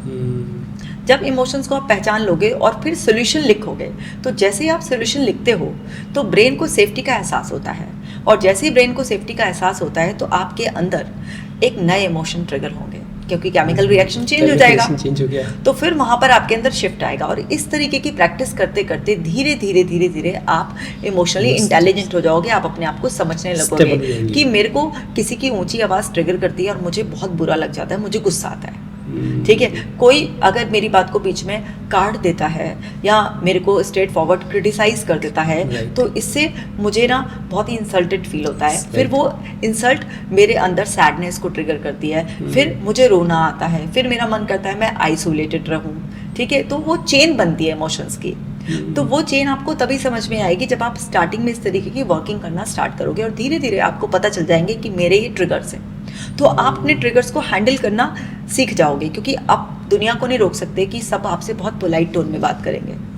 अगर आपको ऊंची आवाज़ ट्रिगर करती है तो आप अपने कोपिंग मैकेनिज्म डेवलप कर लोगे कि अगर कहीं ऊंची आवाज़ हो तो आप समझ जाएं कि सामने वाला पर्सन थोड़ा लाउड है, ज़रूरी नहीं कि वो आपकी इंसल्ट कर रहा है, और आप पोलाइटली उससे बोलें कि मुझे थोड़ा मीडियम टोन सुनना ज़्यादा अच्छा लगता है। आप कि ये नेचुरल टोन है and I respect this tone, but मेरे को थोड़ा सा मीडियम टोन में बात करना ज़्यादा कंफर्टेबल लगता है। तो आप वहाँ पर अपने ट्रिगर्स से परेशान होने की बजाय उन्हें हैंडल करना सीख जाओगे, क्योंकि आप दुनिया को नहीं सुधार सकते कि कोई भी मेरे अंदर नेगेटिव इमोशन कभी ट्रिगर ही ना करे। नहीं मैम। सिचुएशन को कंट्रोल नहीं कर सकते, लोगों को कंट्रोल नहीं कर सकते, आपके सर्कल से बाहर है। तो इंसान अगर ये समझ ले कि हमारी लाइफ की 3 सर्कल है, एक सर्कल जिसमें मैं हूँ जो मेरा कंट्रोल सर्कल है, एक सर्कल वो जिसमें मेरे क्लोज लोग हैं जिन पे मेरा इन्फ्लुएंस है, तो सर्कल ऑफ इन्फ्लुएंस, एक है वो सर्कल जिसमें नेचर आ गई, गवर्नमेंट आ गई, सोसाइटी, अननोन लोग हो गए जो कि मैं कंट्रोल नहीं कर सकते। तो मेरा जो क्लोज सर्कल है जिसमें मैं हूँ, तो मेरे पर कंट्रोल है कि भाई मैं किस तरीके से बोलूँ, क्या करूँ, क्या नहीं करूँ, सब मेरा कंट्रोल है। मेरी कौन सी आदतें चेंज करनी है, कौन सी नहीं बनानी है, सब मेरा कंट्रोल है। लेकिन हम भी खुद पे पूरा कंट्रोल होते हुए भी अपनी एक्सपेक्टेशंस पे पूरा नहीं खरा उतरते हैं। हम कितना कुछ सोचते हैं लेकिन नहीं कर पाते हैं। जो मेरा दूसरा सर्कल है, सर्कल ऑफ इन्फ्लुएंस, जिसमें कि मेरा पार्टनर हो गया, मेरे बच्चे हो गए, मेरे पेरेंट्स हो गए, जिनके साथ मैं काम करती हूँ वो हो गए, उनको हम टू सम एक्सटेंट इन्फ्लुएंस कर सकते हैं और उनसे इन्फ्लुएंस होते भी हैं। बट यहाँ पर आप किसी से कुछ कह सकते हो लेकिन आप उसको बाउंड नहीं कर सकते कि तुम्हें यही करना है। हो सकता है वो आपकी बात मान ले और हो सकता है वो आपकी बात पार्शियली माने या ना माने। अगर आप वो चीज़ें कंट्रोल करने की कोशिश करोगे जो आपके कंट्रोल से बाहर है, वहीं से ही आपको परेशानी आएगी। क्योंकि इंसान की फितरत क्या होती है, जिस चीज़ को वो कंट्रोल नहीं कर पाता उससे वो नफरत पैदा करने लग जाता है, उससे वो चिढ़ने लगता है, उस पर उसे गुस्सा आने लगता है। ऐसे ही वो जो सर्कल है जो बिल्कुल ही आउट ऑफ कंट्रोल है, अब लोग तो इस बात पे भी परेशान हो जाते हैं, अरे यार इतनी बारिश क्यों आ रही है, इतनी ठंड क्यों पड़ रही है, ठीक है ना, मौसम क्यों ठीक नहीं है, गर्मी क्यों नहीं है, मतलब किसी भी बात पर, बेतुकी बात पर भी वो अगर सपोज कीजिए गवर्नमेंट को लेकर बात करने लगेंगे, कोई मैच हार गए हैं, कुछ किसी भी चीज में वो अपनी होशियारी झाड़ना शुरू कर देंगे, मतलब उसे कंट्रोल करना शुरू कर देंगे। तो वो चीज़ें जब भी जो भी चीज़ आपके कंट्रोल से बाहर है, आप उस पर अपना फालतू का ओपिनियन झाड़ना शुरू करोगे या आप उसको कंट्रोल करने की कोशिश करोगे, वहीं पर आप फंसोगे। तो रिलेशनशिप के रेफरेंस में भी अगर हम बात करें तो रिलेशनशिप में दूरी क्यों आ रही है? क्योंकि एक दूसरे को कंट्रोल करने की कोशिश की जा रही है। मेरे हिसाब से चले ये तो सही है, और अगर ये मेरे हिसाब से नहीं चलता है तो सही नहीं है। हमें समझना होगा कि लोग गलत नहीं होते, लोग अलग होते हैं। अगर हम दूसरे को गलत कहना बंद कर दें और ये समझ जाएं कि वो बस अलग है हमसे, और उसको ये रिस्पेक्ट करना शुरू कर दें, एम्पैथी रखना शुरू कर दें कि तुम अपनी जगह सही हो और मेरा पॉइंट ऑफ व्यू ये है, तो तुम अपनी जगह सही हो, मैं अपनी जगह सही हूँ, चलो म्यूचुअली देखते हैं कि हम दोनों एक साथ सही कैसे हो सकते हैं। तो वहाँ पर एम्पैथी ये नहीं है कि मैं सही हूँ और तुम गलत हो। जहाँ आपने ये सोचा मैं सही हूँ और तुम गलत, वहीं रिलेशनशिप खराब हो गई। या आपने ये बोला तुम ही सही हो मैं गलत हूँ, यहाँ पर भी आप पैसिव हो गए, सरेंडर हो गए, दूसरा आप पे हावी हो जाएगा। बोलो आप अपनी जगह सही हैं, मैं अपनी जगह सही हूँ, लेकिन हम दोनों को एक कॉमन उस पर तो लाइन पर आना ही पड़ेगा ना, कॉमन ग्राउंड पे तो स्टैंड करना ही पड़ेगा।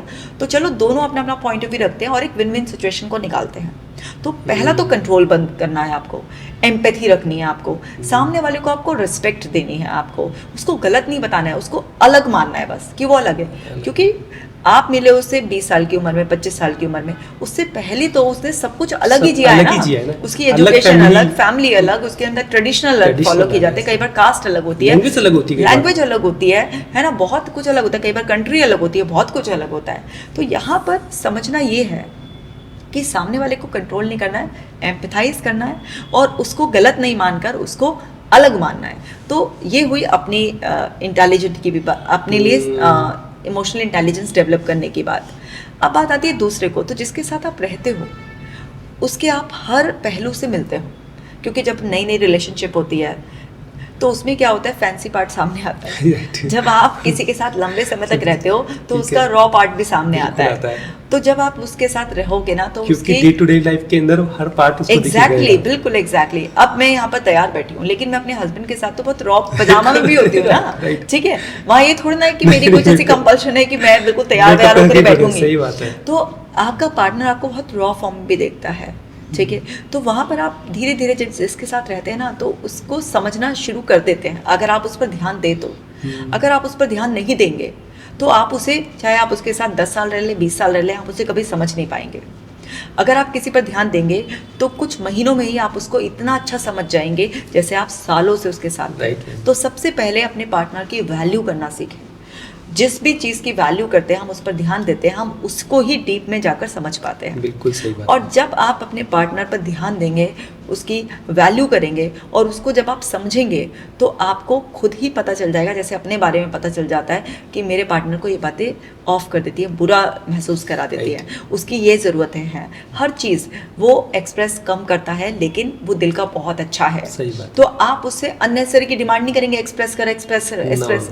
आप समझ जाएंगे कि वो कम बोल कर भी वही बातें बोल रहा है, फील करा रहा है जो कि आपको चाहिए थी। तो इससे आपके अंदर एक खुद के प्रति भी एक ना अंडरस्टैंडिंग जो डेवलप हुई है, वो एक्सटेंड हो जाती है दूसरे के प्रति भी। तो आप ओवर एक्सपेक्ट करना और वो अनरियलिस्टिक एक्सपेक्टेशन अपने पार्टनर से जो वो पूरा करेगा नहीं, क्योंकि उसकी नेचुरल पर्सनालिटी नहीं है वो। आप उसे बदलने के लिए उसकी जिंदगी में थोड़ा ना आए हैं, वो जैसा है उसके ओरिजिनल सेल्फ में उसके साथ खुश रहना है आपको।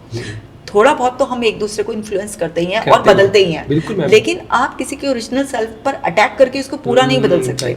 तो जब आप इमोशनली इंटेलिजेंट हो जाते हैं, तो आप खुद के साथ साथ एक एक्सटेंडेड जो अवेयरनेस डेवलप करते हैं दूसरे के साथ, कि ये मेरी तरह एक्सप्रेसिव नहीं है, या मेरी तरह इसको ना बहुत ज़्यादा बातें करने की आदत नहीं है, या फिर इस पर्सन का अपना एक पर्सनल टाइम चाहिए, इसकी नेचर में बहुत ज़्यादा फैंसी तरीके से रहना नहीं है, ये कुछ अलग है, पर ये बंदा बहुत खास है, अपने आप में ओरिजिनल है जो आप उसकी वैल्यू करने लगते हो। तो आप उससे ना अननेसेसरी की अनरियलिस्टिक डिमांड जो आप इधर उधर देखकर डेवलप कर लेते हो, वो सब नहीं करते हो। इन सब वजह से आपका रिश्ता एक प्योर रहता है, आपका बॉन्ड बहुत स्ट्रांग रहता है, क्योंकि आपने किसी को बदलने की कोशिश नहीं करी। तो पहले ना लोग जो कंट्रोल से बाहर की चीज़ें उसको कंट्रोल कर करके बदलना चाहते हैं, और फिर जब इंसान बदल जाता है तो फिर कहते हैं तुम तो बहुत ही बदल गए हो। तो यहाँ पर हमें समझना है कि हमें पार्टनर के ओरिजिनल सेल्फ को छेड़ना नहीं है, थोड़ा सा ब्यूटीफाई कर सकते हैं, लेकिन उसके ओरिजिनल सेल्फ को अगर आपने उससे छीन लिया तो वो पर्सन अपने आप को खो देगा बुरी तरीके से। तो सामने वाले के इमोशंस को भी इतना ही वैलिडेट करना जितना कि आप अपने को करते हो। ये नहीं कि मैंने रोया या मैंने बोला तो मेरी फीलिंग्स तो जेन्युइन थी, और इसने बोला तो ये कुछ ज़्यादा ही एक्सपेक्ट कर रहा है, या कि ये कुछ ज़्यादा ही कंप्लेन कर रहा है। तो आपका तो खुद का एक्सप्रेशन और दूसरे की कंप्लेन, ये तो बड़ा ही अनफेयर हो गया, है ना? ऐसा नहीं होना चाहिए। तो आपका एक्सप्रेशन है तो उसका भी एक्सप्रेशन है, उसको भी उतना ही बिल्कुल वैलिडेट कीजिए कि यस बिल्कुल ठीक है। ज़रूरी नहीं है कि उसकी हर बात बिल्कुल ठीक होगी, बिल्कुल मैम। हो सकता है कि उसकी बातें थोड़ी सी अनरियलिस्टिक हो, या उसने बहुत ज़्यादा मैग्नीफाई कर रखा हो किसी चीज़ को, उसके अजम्पशंस हो, बट पहले सुन तो लो, समझ तो लो। तो जब आप ऐसा सब कुछ करते हैं तो आप इमोशनली इंटेलिजेंट हो जाते हैं, सेल्फ के लिए भी और दूसरे लोगों के लिए भी। एक्सेप्टेंस देनी है, एम्पैथाइज करते हुए एक्सेप्ट करो दूसरे पर्सन को, उसको एक फ्रेंड की तरह सुनो बहुत अच्छी तरीके से, और सुनकर उसको एक मैसेज दो, नो मैटर लाइफ में कितने भी अप एंड डाउन या कुछ भी आ रहे हैं, लेकिन हमारा जो बॉन्ड है वो इतना स्ट्रॉन्ग बॉन्ड है कि जिसको हम दोनों नर्चर करते रहेंगे, और ये बॉन्ड कभी भी ब्रेक नहीं होने देंगे, हम अपने एफर्ट्स डालेंगे। इस लेवल का एटीट्यूड आपको डेवलप करना पड़ेगा, माइंडसेट बनाना पड़ेगा, तब जाकर आप अपने पार्टनर के साथ कंफर्टेबल हो पाओगे। मैम जैसे मैम किसी भी रिलेशनशिप के अंदर आना बहुत आसान है आज से, आई लव यू कहना है ना, एंड कहते ही कि प्यार हो गया इस चीज़ को लेकर, बट मैम ऐसे ही किसी रिलेशनशिप में जाना भी उतना ही आसान हो गया आज, है ना। हम देख रहे हैं कि बहुत सारे मैम ब्रेकअप्स हो रहे हैं, है ना, बहुत लोगों के डिवोर्सेस केसेस भी हो रहे हैं डे बाई डे। तो मैम क्या रीज़न है इसके पीछे कि इतना सारे डिवोर्स आज बढ़ रहे हैं, हम देख रहे हैं हमारे आसपास, तो उसके पीछे मैम क्या रीज़न है? देखिए, रिलेशनशिप में आना और जाना अभी ना लोगों की फ्री चॉइस हो गई है, क्योंकि अब ना मोस्टली लव मैरिजेस करते हैं लोग, तो वो अपनी पसंद से अपने कंपैटिबल पार्टनर चूज़ करते हैं। और जैसे मैं शुरू में भी बता रही थी इस पॉडकास्ट के कि अगर उनको लगता है कि कंपैटिबिलिटी अब नहीं है तो वो सेपरेट भी हो जाते हैं। भले ही वो सेपरेशन का प्रोसेस लंबा चले, डाइवोर्स का प्रोसेस लंबा चले, बट वो फैसला ले लेते हैं। हाँ। और वो फैसला लेना उनके लिए अब क्विक हो गया है, क्योंकि फीमेल्स फाइनेंशियली इंडिपेंडेंट हो गई हैं, तो फीमेल्स अब ये डिसीजन जो पहले इतना आसानी से नहीं ले पाती थी, अब वो लेने लगी हैं। पेरेंट्स भी थोड़ा ज़्यादा सपोर्टिव हो गए हैं, बट अभी भी इतना आसान नहीं है किसी से सेपरेट होना, अलग बिल्कुल डाइवोर्स होना। लेकिन मैंने देखा है कि 2005 से पहले जिनकी मैरिजेज हुई है मैम उनका वो तो आज भी कहीं ना कहीं यदि इनकम्फर्ट है अपने मैरिज है रिलेशनशिप के अंदर या हस्बैंड वाइफ की नहीं बनती फिर भी वो निभा रहा है, बट मैम ये 2000 मतलब मान के 15-14 के बाद ये रेशियो बहुत बढ़ चुका है रिसेंटली, ये 4 to 5-6 ईयर्स के अंदर। जैसे जैसे एडवांसमेंट होता रहेगा, जैसे जैसे इनकरेजमेंट मिलता रहेगा लोगों को, क्योंकि आसपास से जो एग्जाम्पल सेट होते हैं, आप बॉलीवुड से देख लीजिए या कहीं पर भी हाई प्रोफाइल वो होते हैं, तो एग्जाम्पल सेट करते हैं वो लोग और बाकी लोग उनको फॉलो करते हैं कि डाइवोर्स ले लेते हैं, अलग हो जाते हैं, है ना, अपनी दुनिया बनाएंगे, अपने सपनों की ज़िंदगी जिएंगे या कोई दूसरा पार्टनर ढूंढ लेंगे। तो क्या होता है कि बहुत सारे लोग आसपास के एनवायरनमेंट से जो एग्जाम्पल सेट किए जाते हैं, जो रेफरेंसेस होते हैं, उनको बहुत सॉलिड बेस मानकर इस तरीके के स्टेप्स ले लेते हैं। फिर फैमिली सपोर्ट भी है और लोगों के पास फाइनेंशियल फ्रीडम भी है, और लोग ये मानने भी लगे हैं कि एक ही लाइफ है, घुट घुट कर किसी के साथ नहीं रहना है। अगर नहीं बन रहा है, नहीं चल रहा है, तो उस रिलेशनशिप पे घुटने की बजाय ऐसा है कि खुद भी फ्री हो जाओ और सामने वाले को भी जाने दो, फ्रीडम दे दो। तो लोगों का माइंडसेट बहुत चेंज हो गया है क्योंकि इस तरीके के एग्जाम्पल्स भी बहुत वो हैं, और इंसान खुद भी ये सोचने लगा है कि क्यों मैं किसी को सफोकेट करूं, अगर नहीं कोई मेरे साथ खुश है या मैं किसी के साथ खुश नहीं हूँ तो चलो अलग हो जाते हैं। तो वो भी डाइवोर्स को बहुत ज़्यादा बढ़ावा दे रहा है। ओके तो हम, लेकिन जैसे अभी रिलेशनशिप की बहुत सारी स्टेजेस हो गई आजकल, ओपन रिलेशनशिप हो गया, क्लोज रिलेशनशिप हो गया, लिव इन रिलेशनशिप हो गया, फ्लिंग्स हो गया, है ना, ऐसे बहुत सारे डेटिंग्स ऐप्स हो गए। एंड मैम कपल्स को खुद को ही समझ में नहीं आ रहा कि वो किस रिलेशनशिप के अंदर आज है, एग्जिस्ट कर रहा है। और मैम आजकल यंगस्टर्स तो बहुत ज़्यादा इस चीज़ को अप्लाई कर रहा है, बट मैम कहीं ना कहीं पे सफ़र फैमिलीज़ को भी करना पड़ता है इसको लेकर। तो मैं इस पे क्या ओपिनियन है कि अब कैसे हम आप लोगों को कैसे किस तरीके से देखें कि आज यंगस्टर्स जो ऐसे रिलेशनशिप डिफरेंट रिलेशनशिप बना रहा है, तो उस रिलेशनशिप में कुछ ये इश्यूज क्यों हो रहे हैं आज ना लोगों का माइंडसेट हो गया कि फर्स्ट रिलेशनशिप में तो मुझे लॉन्ग टर्म सोचना ही नहीं है, पहले तो मुझे ट्रायल लेना है थोड़ा सा। ये आज यंगस्टर्स का माइंडसेट हो गया है कि पहले 2-4 रिलेशनशिप में जाएंगे, थोड़ा सा देखेंगे और फिर उसके बाद लॉन्ग टर्म किसी रिलेशनशिप में हम जो है ना जाने की सोचेंगे। तो ये जो ट्रायल माइंडसेट हो गया है ना लोगों का, क्योंकि अच्छा एक ही बंदे से आपने जो है ना प्यार किया, उससे से शादी कर ली, ये सब में ना आज बड़ी इनसिक्योरिटी है लोगों को, कहीं जल्दबाजी में हम कोई लॉन्ग टर्म डिसीजन ना ले लें। तो क्योंकि आजकल ऐसा ही ट्रेंड है, आप देखो इस तरीके से गाने भी ऐसे बनते हैं ना, ठीक है, सॉन्ग्स ऐसे आ रहे हैं, बिल्कुल सॉन्ग्स इस तरीके के आ रहे हैं। वो कौन सा सॉन्ग है मुझे ध्यान नहीं आ रहा पूरा, कि प्यार होता बार बार बार, कुछ ऐसे एक सॉन्ग है ना। तो इस तरीके के जो सॉन्ग्स हैं वो क्या इनकरेजमेंट करें कि एक बार प्यार नहीं होता, कई बार प्यार करा जाता है, ठीक है। तो इस तरीके से बहुत सारा इन्फ्लुएंस सोशल मीडिया का भी है, फिल्मों का भी है, बहुत कुछ ऐसा है कि वेब सीरीज़ आप देख लीजिए, ये सब इस तरीके की कैजुअल रिलेशनशिप को बहुत ज़्यादा प्रमोट कर रहे हैं, लिव इन को प्रमोट कर रहे हैं, है ना। अलग अलग तरीके की रिलेशनशिप, नाम बदल बदल के, मोटा मोटी तौर पर यही है कि हमें लॉन्ग टर्म कमिटमेंट में नहीं जाना है, हमें पहले एक दूसरे के साथ घूमना फिरना है, फिजिकल इमोशनल हर तरीके का कंफर्ट देखना है, और उसके बाद देखा जाएगा अगर ऐसा कुछ होगा तो वो सारी की सारी रिलेशनशिप में जो माइंडसेट है वो ही बड़ा पुअर माइंडसेट है।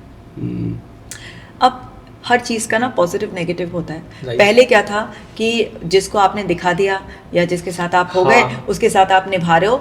प्रॉब्लम पहले भी थी, घुटते पहले भी थे लोग, ऐसा नहीं कि इमोशनल सप्रेशन पहले नहीं था, पहले भी था, लेकिन घुटते रहते थे, रोते रहते थे, कलेश होते रहते थे, लेकिन फिर भी एक दूसरे के साथ निभाते रहते थे, ठीक है। लेकिन अब लोगों ने अपने आप को फ्री करने की एक चॉइस जो है ना वो अपने पास रखी है कि मुझे घुटना नहीं है, मुझे सफोकेट नहीं होना, क्योंकि लोगों ने कहीं ना कहीं देखा होता है किसी ना किसी रिलेशनशिप में किसी ना किसी को घुटते हुए, कि वो रिलेशनशिप में रहे 10 साल 20 साल 30 साल, बीमारियां घेर ली और फिर वो घुटते रहे, पर्सन साथ रहने लायक नहीं था लेकिन उसके साथ बहुत सारा कॉम्प्रोमाइज़ किया, जिंदगी कॉम्प्रोमाइज़ बन के रह गई।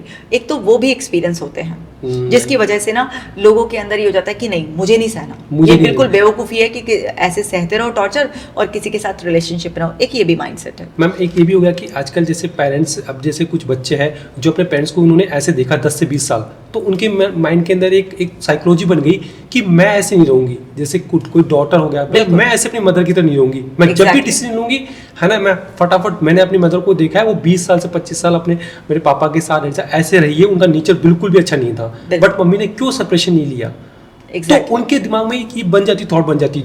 जब फिर उनकी जब मैरिज होती है तो वो डिसीजन को वो फटाफट क्यों लेती है? वो कहती है कि नहीं, 1 से 2 साल देखती है, नहीं मैं नहीं रहूंगी इसके साथ में, क्योंकि मम्मा आप रह चुकी हो, बट मैं नहीं रहूंगी अपने डिसीजन को लेकर। बिल्कुल इस तरीके का अभी रिसेंटली मैं एक केस देख रही हूँ जहाँ पर एक लड़की 32 इयर्स की हो गई है। वो इसलिए शादी नहीं करी क्योंकि उसके फादर बहुत बड़े नार्सिसिस्ट थे। उसने अपनी मदर को हमेशा सप्रेस देखा है, और जहाँ पर जरा सा भी कुछ मदर ने स्टैंड लेने की कुछ कोशिश की तो फादर का इतना एब्यूसिव, इतना एग्रेसिव नेचर था, और बहुत ज़्यादा मतलब फिजिकल अब्यूज़ भी था, इमोशनल अब्यूज़, हर तरीके का इतना ज़्यादा अब्यूज़ था कि उस लड़की के दिमाग में यह है कि नहीं, मुझे इस तरीके की रिलेशनशिप में नहीं जाना है। मतलब मैं पहले लड़के को बहुत अच्छी तरीके से पूरा परखूंगी, कुछ साल तक उसके साथ रिलेशनशिप में रहूंगी, तब जाकर मैं शादी के बारे में सोचूंगी। तो अभी 32 हो गई है, वो खुद डॉक्टर बन गई है, लेकिन वो शादी नहीं करना चाहती है अभी। राइट। वो उसके घर वाले उसके पीछे पड़े हुए हैं, उसके फादर इस बात को लेकर भी उसकी मदर को टॉर्चर कर रहे हैं, लेकिन वो शादी नहीं करने का डिसीजन ही नहीं बना पा रही है, क्योंकि उसको हर आदमी में कहीं ना कहीं अगर कोई भी बिल्कुल थोड़ा सा भी उसको कुछ एडवाइस देने की कोशिश करे तो उसको लगता है कि मेरे फादर की तरह डोमिनेट करने की कोशिश कर रहा है। तो कुछ तो इस तरीके के एक्सपीरियंसेस, कुछ आसपास से कि डाइवोर्स अब नॉर्मल बात हो गई है। इतने बड़े बड़े लेवल के लोगों को भी तो डाइवोर्स हो जाता है, तो डाइवोर्स लेना एक नॉर्मल सी बात है। और एक ये कि हम क्यों घुट है, बहुत सारा माइंडसेट चेंज होने की वजह से डाइवोर्स के केसेस अब बढ़ गए हैं। देखो, जब जेन्युइन होना, अगर आप वाकई एक रिलेशनशिप में सफोकेट कर रहे हो तो आपको अपनी लाइफ को कॉम्प्रोमाइज नहीं करना है, सेक्रीफाइस नहीं करना है। आप इस दुनिया में सेक्रीफाइस करने के लिए नहीं आए हो, घुट घुट के मरने के लिए नहीं आए हो आप। तो अगर आपको लग रहा है कि रिलेशनशिप में जेन्युइनली प्रॉब्लम है, आप किसी टॉक्सिक पर्सन के साथ, किसी नार्सिसिस्ट के साथ फंस गए हो, आप वहाँ से डाइवोर्स ले लो, अलग हो जाओ।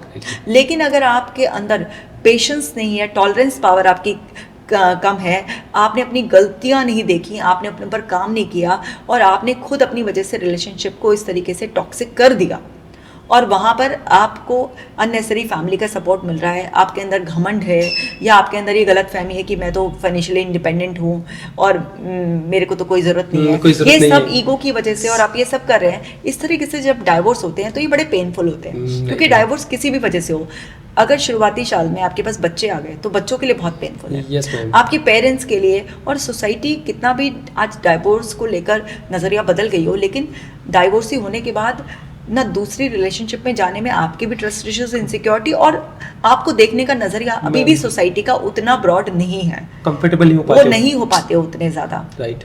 बट जब जेन्युइन हो तो डेफिनेटली अगर आपका जीवन नर्क जैसा बन गया है तो वहाँ से निकलो। लेकिन ये देखो, शुरुआती दौर में जब आपकी रिलेशनशिप खराब हो रही है तो वहीं पर सुधार लो ताकि डाइवोर्स की नौबत ना आए। ये जो आज छोटी छोटी बातों पर भी डाइवोर्स हो रहे हैं, जहाँ पर ईगो क्लैशेस हो रही है, उसकी वजह से वो डाइवोर्स बहुत पेनफुल है, और वो सोसाइटी में बहुत गलत मैसेज छोड़ रहे हैं, और फिर आगे आने वाली जनरेशन के लिए बहुत खतरा है, बहुत बड़ा खतरा है कि शायद कहीं ऐसा ना हो आगे आने वाले कुछ सालों में लोग शादी ही ना करना चाहें, और वो सोचें कि इसी तरीके से रिलेशनशिप में रहते हैं बस, और सब तरीके के बेनिफिट्स तो मिल ही जाएंगे, ठीक है ना। तो वो चाहते ही नहीं है इस तरीके से कि हम कोई लॉन्ग टर्म कमिटमेंट में आए। शादी की अपनी एक खूबसूरती है, अपना ही एक किसी के साथ कमिटेड रहने का, कुछ एडजस्टमेंट करने का, टॉलरेंस पावर को बढ़ाने का, सामने वाले को सपोर्ट करने का, एम्पैथाइज करने की अपनी ही ब्यूटी है। वो कभी भी आपकी किसी भी कैजुअल रिलेशनशिप में आपके ये जो चल रहा है एक दूसरे के साथ लिव इन में रहना, इन सब में वो ब्यूटी कभी आ ही नहीं सकती, राइट मैम, ना आई है अभी तक और ना कभी आ सकती। शादियाँ बहुत ही एक ब्यूटीफुल एक बॉन्ड होता है, ठीक है ना।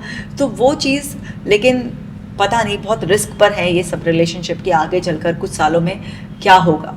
तो जो डाइवोर्स है वो लोगों की ईगो की वजह से भी हो रहे हैं, लड़कियों के फाइनेंशियली इंडिपेंडेंट होने की वजह से भी हो रहे हैं, किसी के रिलेशनशिप में वास्तव में सफोकेशन है उस वजह से भी हो रहे हैं। तो सबके डाइवोर्स के रीजन अलग अलग हो सकते हैं, बट हाँ ऑफ कोर्स पेरेंट्स का भी सपोर्ट है, और आज डाइवोर्स को उतना भी ख़राब नज़रिए से नहीं देखा जाता जितना कि आज से कुछ साल पहले देखा जाता था। तो बहुत सारी चीज़ें मिलकर डाइवोर्स रेट बढ़ रहे हैं। मैम एक एक्चुअली लाइन आ गई मुझे इस बात पे कि रिश्ते भी नौकरी की तरह हो गए आजकल, ऑफर मिलते ही बदल जाते हैं।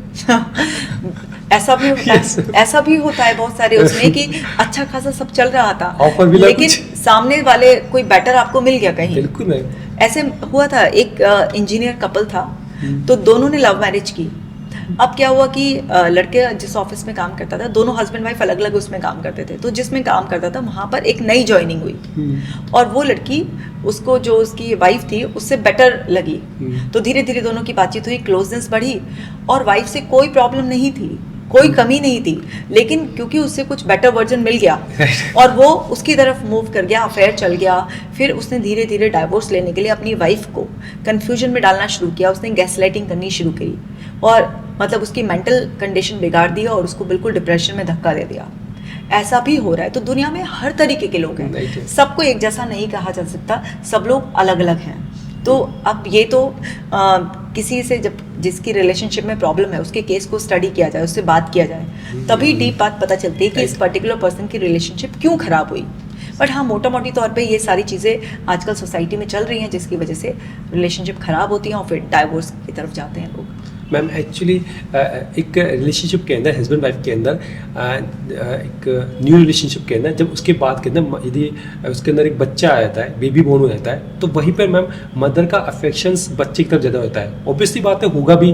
तो मैम कहीं ना कहीं पे उस रिलेशनशिप के अंदर एक गैप आ जाता है एंड टेकिंग ग्रांटेड लेने लग जाते हैं रिलेशनशिप को।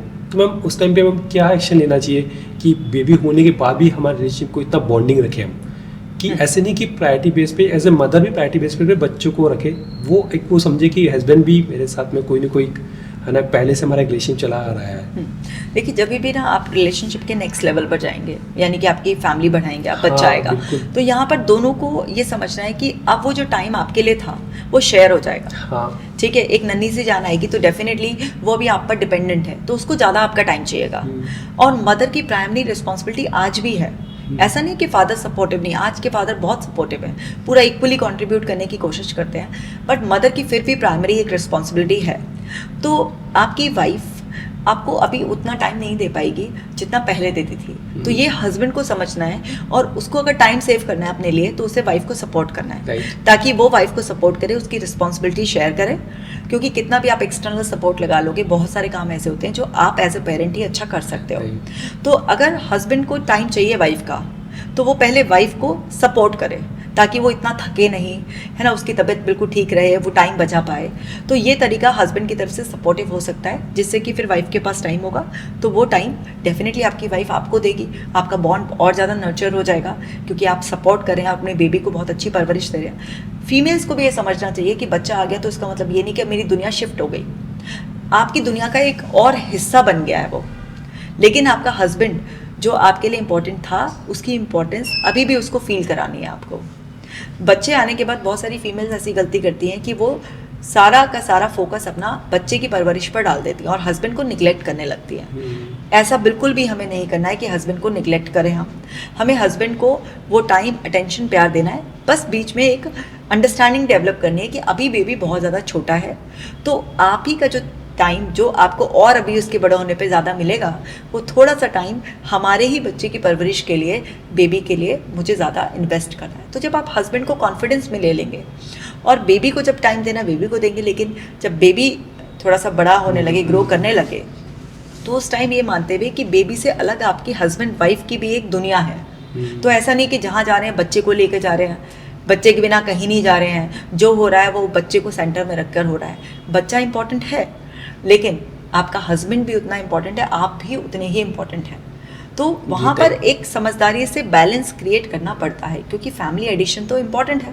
भाई आप शादी करोगे तो फैमिली तो बड़ा हो गई, और जो आएगा दिन में 24 ही घंटे हैं, ठीक है, तो उन्हीं 24 घंटे में से आपको टाइम भी शेयर करना पड़ेगा। लेकिन अगर वो टाइम खुशी खुशी शेयर करोगे और बैलेंस में शेयर करोगे तो किसी को भी प्रॉब्लम नहीं होगी। लेकिन आप अपने हस्बैंड के साथ रूड हो जाओगे, अगर फीमेल्स की बात करें हम, या तुम्हें दिख नहीं रहा है मैं बच्चे की रिस्पॉन्सिबिलिटी इतना निभा रही हूँ, तुम्हारे को भी टाइम दूँ, इसको भी करूँ, मैं मशीन हूँ क्या, कुछ भी इस तरीके से करोगे तो सामने वाले को बुरा लगेगा। सोचो अगर वो आपके टाइम के लिए कह रहा है, वो आपसे प्यार करता है ना, वो चाह रहा है, तो ये तो आपको खुश होना चाहिए कि मेरा हस्बैंड मेरा टाइम चाह रहा है। तो आप क्या करो, अपनी जो रिस्पॉन्सिबिलिटी आपकी एक्स्ट्रा अभी आई है उसको किस तरीके से मैनेज कर सकते हो, कुछ शॉर्टकट्स लगाकर या कुछ रिस्पॉन्सिबिलिटी को शेयर करके वो कर सकते हो, या फिर बहुत प्यार से अपने हस्बैंड से बात कर कि देखो हम दोनों के लिए टाइम तब निकल पाएगा जब आप मुझे सपोर्ट करोगे, और मुझे पता है कि जिस तरह से आप मेरे साथ टाइम स्पेंड करना चाहते हो मैं भी चाहती हूँ, और आप मुझे ज़रूर सपोर्ट करोगे। आप प्यार से मांग कर तो देखो सपोर्ट मिलता ही मिलता है, लेकिन आप अकड़ कर मांगोगे तो आपको नहीं मिलेगा। सही बात। थोड़ा सा हमें ये समझना है कि Politely होना फीमेल्स को एम्पावर होने का ये मतलब नहीं है कि हम अपनी ओरिजिनल ब्यूटी खोते हैं, जो हमारी पोलाइटनेस, हम्बलनेस है। राइट। और ऐसा भी नहीं है कि आप बिल्कुल ही दब जाएं कि गिड़गिड़ाएं अपने पति के सामने। एक बैलेंस की बात मैं कर रही हूँ। Right. तो जब आप इस तरीके से करते हैं, और आजकल लड़कों को भी ना, जो आज के लड़के हैं जो भी फादर बन रहे हैं, अब जो हमारी ये जो जनरेशन चल हाँ, रही है, yes, ma'am. इसमें ना ये भी बहुत अवेयर है, ये भी अपना रोल बहुत अच्छी तरीके से निभाना जानते हैं। बट क्योंकि सारे एक जैसे नहीं है, हाँ बिल्कुल। तो कुछ तो निभा रहे हैं, कुछ तो निभा रहे हैं, कुछ लेकिन निभा कुछ रहे नहीं हैं। निभा रहे हैं। जो नहीं निभा रहे हैं उनको समझना चाहिए। Right, और जो निभा रहे हैं वो वास्तव में काबिले तारीफ, Yes, क्योंकि ma'am. बच्चा तो आप दोनों का ही है ना। हाँ, तो बिल्कुल। दोनों को ही वो करना है। पार्टिसिपेशन आप कैसे एक्सपेक्ट कर सकते हैं कि आपकी वाइफ पूरा 100% अपने करियर को कॉम्प्रोमाइज कर दे, वो सब कुछ बेबी का भी करे, घर भी संभाले और आपको भी पूरा टाइम दे दे? नहीं। पॉसिबल नहीं नहीं। है। अगर आपको उसका टाइम चाहिए तो आपको सपोर्ट देना होगा। तो यहाँ पर इस नज़रिए से अगर सोच लिया जाए कि टाइम कैसे निकाला जा सकता है, तो फिर मुझे नहीं लगता कि कोई बॉन्ड में ऐसी प्रॉब्लम आएगी।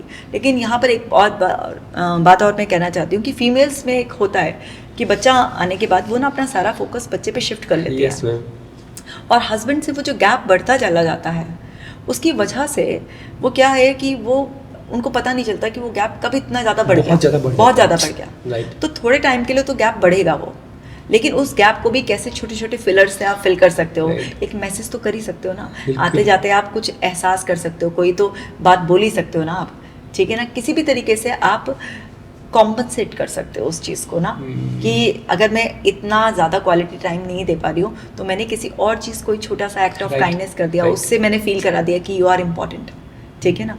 तो वो चीज़ ना बहुत इम्पॉर्टेंट होती है, समझने वाली। रिलेशनशिप में मतलब रिलेशनशिप ना बड़े नाजुक होते हैं, कहते हैं ना रिश्तों की डोर बिल्कुल नाजुक होती है। बहुत ही ज़्यादा नाजुक सही होती में। है उसमें, और जब गांठें पड़ने लगती हैं वो डोर टूटती है ना, और जब गांठें पड़ने लगती हैं तो वो रिश्तों की ब्यूटी उतनी नहीं रह जाती जितनी की पहले थी। है नहीं मैम, जैसे किसी भी रिलेशनशिप के अंदर कोई प्रॉब्लम आती है तो हम जनरली हमने सुना है फैमिली से कि बेबी प्लान कर लो, रिलेशनशिप अच्छे हो जाएंगे।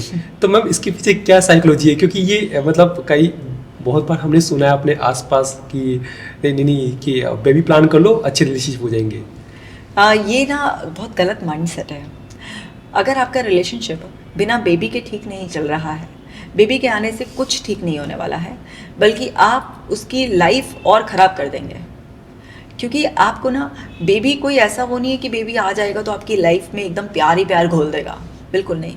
अगर आपने यहाँ पर किसी के लिए रॉन्ग इमेज बना ली है और आप उससे कनेक्टिविटी फील नहीं कर रहे हैं, तो समय के साथ ना वो चीज़ें बढ़ती हैं, चाहे वो ख़राब हो या अच्छी हो।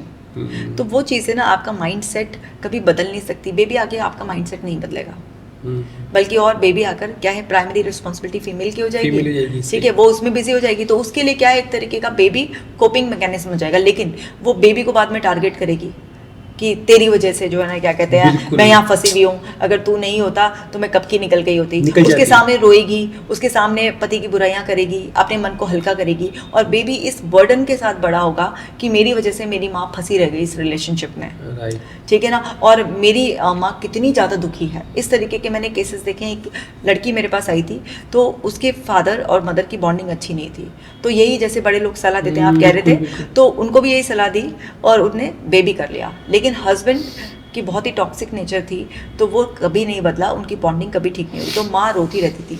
तो वो जो लड़की थी उसके सामने बहुत रोती थी, और कई बार झल्लाहट में निकल भी जाता कि अगर तुम लोग ना होते, वो थी और उसका एक भाई था, कि तुम लोग ना होते तो मैं तो कब तक इस आदमी को छोड़कर चली जाती, और बहुत रोती थी। और छोटी छोटी बातें भी जो दिन भर में होती थी, सब कुछ ऐसे बच्चे सुनते ही थे वो सारी चीज़ें। तो वो लड़की इस बर्डन से बड़ी हुई कि मेरी मदर के साथ बहुत ज़्यादा अन्याय हुआ है, और वो ना ये सोचने लगी कि मेरी माँ मेरे सामने रोती है, इस तरीके से अपना मन हल्का करती है, तो मैं माँ को कहीं ना कहीं प्रोटेक्ट कर रही हूँ, मैं माँ को ना कहीं बचा रही हूँ इन अनकंफर्टेबल फीलिंग से। और वो ना बहुत ज़्यादा इस तरीके से इमोशनल माइंडसेट के साथ बड़ी हुई, और धीरे धीरे जब वो बड़ी होती रही, उसने देखा अपनी मदर को और ज़्यादा परेशान होते हुए, और उसकी मदर को इवेंचुअली कैंसर हो गया और उनकी डेथ हो गई थी जब वो 18 साल की थी महज। तो 18 साल की उम्र में उसने अपनी मदर को कैंसर से खो भी दिया, और वो बहुत ज़्यादा परेशान थी। वो खैर पढ़ लिख कर लड़की लॉयर बन गई। लॉयर बनने के बावजूद भी वो किसी से शादी नहीं कर पाई, और उसने क्या किया, अपने उसमें अपनी एक ऑर्गेनाइजेशन भी स्टार्ट की जिसमें कि वो फीमेल्स जिनके साथ इनजस्टिस हो रहा था उनको न्याय दिलाने के लिए, और जहाँ पर भी आदमी जरा सा भी कुछ भी गड़बड़ हो या ऊंची आवाज़ में या औरत से ढंग से बात ना करे, वो इतना ट्रिगर हो जाती थी, वो ये सोचती थी कि ये आदमी बिल्कुल वैसा है जैसा मेरा बाप था। बिल्कुल मैम। और वो छोटी छोटी बात पर इतना ज़्यादा इंटरफेयर कर देती थी कि किसी की भी रिलेशनशिप में अगर कोई उसके पास आ गया मदद मांगने के लिए, कि कई बार उसकी गलती की वजह से रिलेशनशिप और ख़राब हो गई, और ख़राब हो जाती थी। राइट। अब उसको ये कुछ सालों में रियलाइज़ होने शुरू हुआ कि कुछ तो गड़बड़ मेरे साथ है, ना तो मैं अपने लिए पार्टनर कोई फाइनल कर पा रही हूँ और मुझे इतना ज़्यादा ट्रिगर होता है। तो फिर जब वो ये सब चीज़ें सोच रही थी तो उसकी एक जान पहचान में कोई लेडी थी, उसने उसको बोला कि तुमको किसी से बात करने की ज़रूरत है, तुम्हारे साथ कुछ प्रॉब्लम है। तो तब वो मेरे पास आई, तब पता चला कि उसका चाइल्डहुड ऐसा रहा और उसकी अपब्रिंगिंग ही ऐसी हुई। राइट। क्योंकि जब वो पैदा होने वाली थी तब भी उसकी मम्मी जो थी वो बहुत ज़्यादा इमोशनल स्ट्रेस में थी, बहुत रोती थी प्रेगनेंसी में भी। और जब वो पैदा हुई तब भी उसकी मदर रोती रहती थी। मतलब जब से उसने समझ आई उसको, उसने अपनी मदर की कंप्लेंट्स और रोता हुआ यही देखा, और फिर बीमारी की हालत में उसकी मदर की डेथ हुई। राइट। तो उसके सबकॉन्शियस माइंड ने आदमी को एक थ्रेट की तरह पकड़ लिया, रिलेशनशिप को एक थ्रेट की तरह पकड़ लिया। तो ये सब चीज़ें भी हुई ना, बहुत सारी चीज़ें ऐसी होती हैं जो इम्पोर्टेंट रोल प्ले करती हैं। तो बच्चा कर लेना मेरे हिसाब से पर्सनली ये कोई एडवाइजेबल नहीं है कि ऐसी, ये बड़ा है हमारी सोसाइटी में, लड़का बिगड़ा हुआ है इसकी शादी कर दो, जिम्मेदारी आएगी तो वो हो जाएगा। शराब भी पीता है तो शादी कर दो, बच्चे हो जाएंगे, सब छूट जाएगी। अरे शादी करना, बच्चे पैदा करना कोई इस बात का सोल्यूशन नहीं है। ये सबसे ज़्यादा बेकार चीज़ है। आप दूसरों की लाइफ भी ख़राब कर रहे हो इसमें। जब तक आप खुद ना सुधर जाओ, जब तक आपको बच्चे के बारे में नहीं सोचना चाहिए। मैम बात करते हैं ऐसे ही सेक्सुअल लाइफ की बात करते हैं। मैम आज सेक्सुअल लाइफ की वजह से भी बहुत सारे रिलेशनशिप बिगड़ रहे हैं मैम, है ना, ख़राब हो रहे हैं, हम देख रहे हैं। तो मैम कैसे, यदि हमारी सेक्सुअल लाइफ अच्छी नहीं है तो हम उसको बेटर कैसे कर सकते हैं? देखिए, जो आपकी मैरिजेस हैं, या आजकल तो लोग बिना मैरिज के भी सेक्सुअल लाइफ अपनी इंजॉय करना स्टार्ट कर देते हैं। जैसे लिव इन में रहने वाले लोग हैं तो वो सेक्सुअल इंटीमेसी भी बहुत होती है उनके बीच में। और वैसे भी अगर आप थोड़े दिनों रिलेशनशिप में हैं, कुछ महीने में ही लोग सेक्स की तरफ आगे बढ़ जाते हैं। मैम डे वन मतलब ये हो रहा है अभी तो डेटिंग, कुछ ऐसी डेटिंग एप्स भी आ चुकी है जिस डेटिंग एप्स पे केवल यही हो रहा है Exactly. ओनली फॉर जस्ट कि पहले वो डेटिंग एप्स किसी पर्पस अलग था डेटिंग एप्स का, पर अब डेटिंग एप्स का पर्पस यही हो गया कि आपने किसी साथ डेट करी एंड फर्स्ट आप जान भी नहीं रहे उसको, और सेकेंड डे आप किसी रूम में मिल रहे हो कहीं ना कहीं पे। एग्जैक्टली, बिल्कुल ऐसा बहुत हो रहा है। देखिए, अगर आपकी शादी नहीं हुई है, ठीक है, और आप इस तरीके की रिलेशनशिप में जा रहे हो तो दोनों बराबर के गलत है ना। आप अपनी मर्जी से जा रहे हो, आप एक फिजिकल बेनिफिट के लिए, कुछ प्लेजर के लिए जा रहे हो, वहाँ पे आप किसी को ब्लेम ही नहीं कर सकते हो, ठीक है। अब जो लव का जो एक कहते हैं ना हाईएस्ट पीक होता है, वो होता है आपका सेक्सुअल रिलेशनशिप। राइट। अब आपने वो इतना जल्दी वही सब चीज़ें आपने कर ली, चाहे आप किसी डेटिंग ऐप के थ्रू इंटेंशनली गए, तो आपका केवल कोर जो मोटिव था वो था फिजिकल जो है ना बेनिफिट्स लेना, बस। लेकिन अगर आप किसी के साथ रिलेशनशिप में भी एंटर करे हो और थोड़ा सा इमोशनल कनेक्ट हुआ है और आपने पहले से ही फिजिकल रिलेशन बना लिए, तो वहाँ पर भी आपने उस पीक को, जो रिलेशनशिप का पीक है, जो प्यार की कहते हैं ना कि एक अल्टीमेट डेफिनेशन है, उसको आपने पहले से इतना जल्दी ही उसको जो है ना पा लिया, तो वहाँ पर भी वो चार्म लूज होना स्टार्ट हो जाता है। अब अगर आपकी शादी है, शादी हो गई है, शादी के बाद तो आप अपनी सेक्सुअल लाइफ एंजॉय करोगे, क्योंकि ये भी एक प्यार की फॉर्म है और प्यार की बहुत ही खूबसूरत फॉर्म है। राइट। तो सेक्स कुछ बुरा नहीं है। अगर आप किसी के साथ ऑनेस्ट हो, प्यार करते हो, उसको रिस्पेक्ट करते हुए अगर आप उसके साथ इंटीमेट हो रहे हो, तो सेक्स बहुत ब्यूटीफुल है। राइट। प्यार है इसको, फिर सेक्स भी नहीं कहते, इसको कहते हैं हमने प्यार का एहसास किया। बिल्कुल राइट। लेकिन अगर आप ये सब चीज़ें मिसिंग हैं और जस्ट आप अपनी फिजिकल नीड्स पूरा करने के लिए कर रहे हो और दूसरे की इमोशनल नीड्स को नेग्लेक्ट कर रहे हो, उसे कनेक्ट नहीं किया आपने, उसे आप उसके साथ अच्छा बॉन्ड नहीं शेयर कर रहे हो, बस आप उससे फिजिकल बेनिफिट लेने के लिए वो कर रहे हो, तो बहुत सारी मैरिजेस में आजकल ऐसा होता है। और बहुत सारे डेटा भी इसको सपोर्ट करते हैं, और मेरे पास इतने सारे केसेस भी मैंने देखे हैं जहाँ पर फीमेल्स की मेनली कंप्लेंट रहती है कि मेरे को ऑर्गाज्म फील ही नहीं होता, मेरा हस्बैंड बस अपना टाइम पूरा करता है, खत्म करता है और हो जाता है। मतलब जनरली मैम ये होता है कि मतलब आपने फिजिकल नीड पूरी करी एंड देन हस्बैंड है ना एक तरफ कोने में एक तरफ ना सो जाता है, एंड देन जब उसकी वाइफ या स्पाउस को मतलब जस्ट यदि उसको कहती भी है कि मुझे थोड़ा हक करो या मुझे थोड़ा सा प्यार करो, देन वो कहता है नहीं बस हो चुका है। बिल्कुल, वो उसकी नीड्स को ही नहीं देख रहा है ना, वो समझ ही नहीं रहा है कि उसको कैसे अच्छा लगता है। तो वो जब देख नहीं रहा है, उसकी नीड्स पूरी नहीं कर रहा है, वो अपनी नीड पूरी करके अलग होकर सो गया, तो यहाँ पर एक फीमेल को कैसा फील होगा? ऐसा यूज्ड फील होगा ना, ये तो बिल्कुल है ना। हुआ कि तो dummy मतलब फीमेल्स कि- को खास तौर से क्या होता है, इमोशनल कनेक्ट चाहिए होता है पहले, थोड़ा सा सॉफ्ट टच चाहिए होता है, और Right. फिर धीरे धीरे धीरे धीरे वो रिलेशनशिप बिल्ड होती है और फिर वो पूरा एक फुल फ्लैश सेक्स की तरफ जाता है।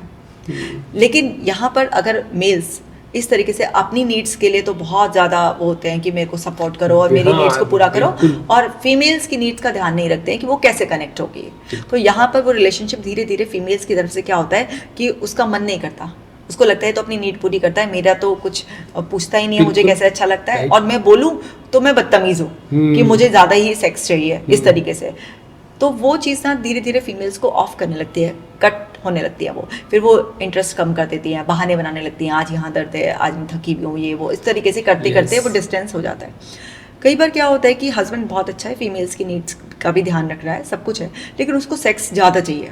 हाँ, अब वो ज़रूरी नहीं है ना कि आपको रोज़ सेक्स चाहिए तो आपके पार्टनर को भी रोज़ सेक्स चाहिए। बिल्कुल। तो यहाँ पर ये सब ना एक म्यूचुअल अंडरस्टैंडिंग से होता है, एक दूसरे की म्यूचुअल रिस्पेक्ट करते हुए, एक दूसरे की नीड्स को ध्यान में रखते हुए, हर तरीके से इस तरह से होता है।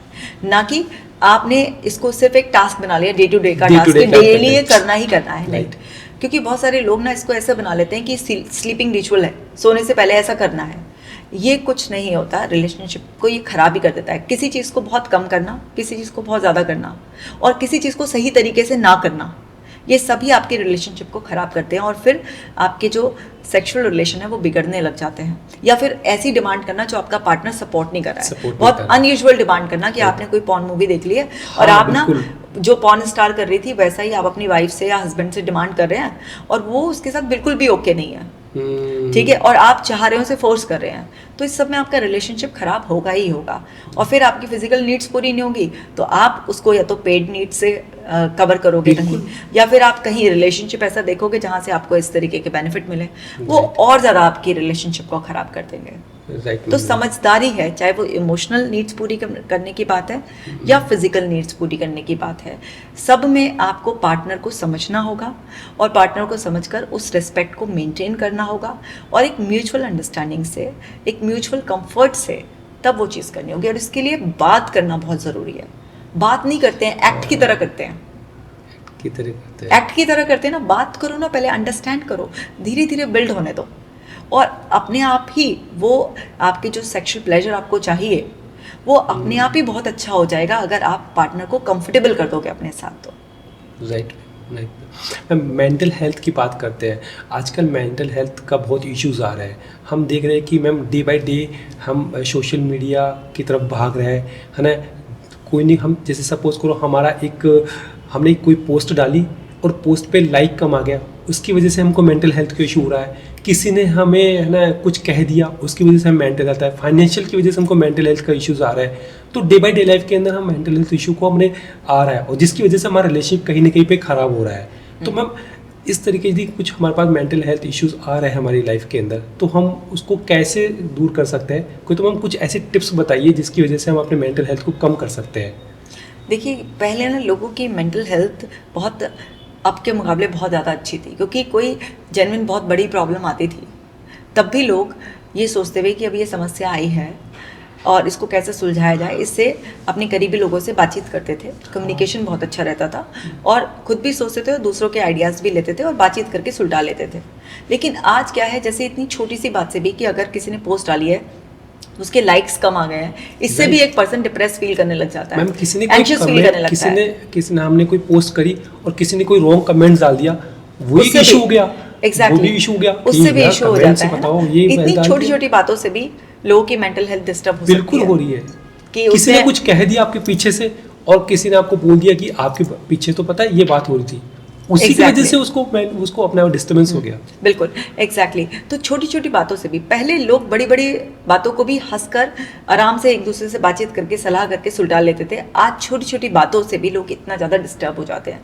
ये जो इतना बड़ा जो डिफरेंस आया है कि आज कौन सी एक छोटी सी भी बात आपकी मेंटल हेल्थ खराब कर ले, ये सब इसलिए आया है क्योंकि सब लोग अपनी लाइफ पब्लिक करने लग गए हैं, ठीक है ना।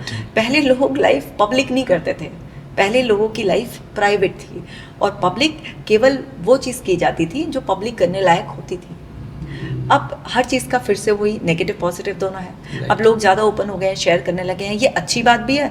और दूसरा पहलू इसका ये भी है कि ओवर शेयरिंग की वजह से छोटी छोटी बातें जो पहले हमें लगती नहीं थी कि परेशान होने वाली है, अब वो लगने लग गई हैं।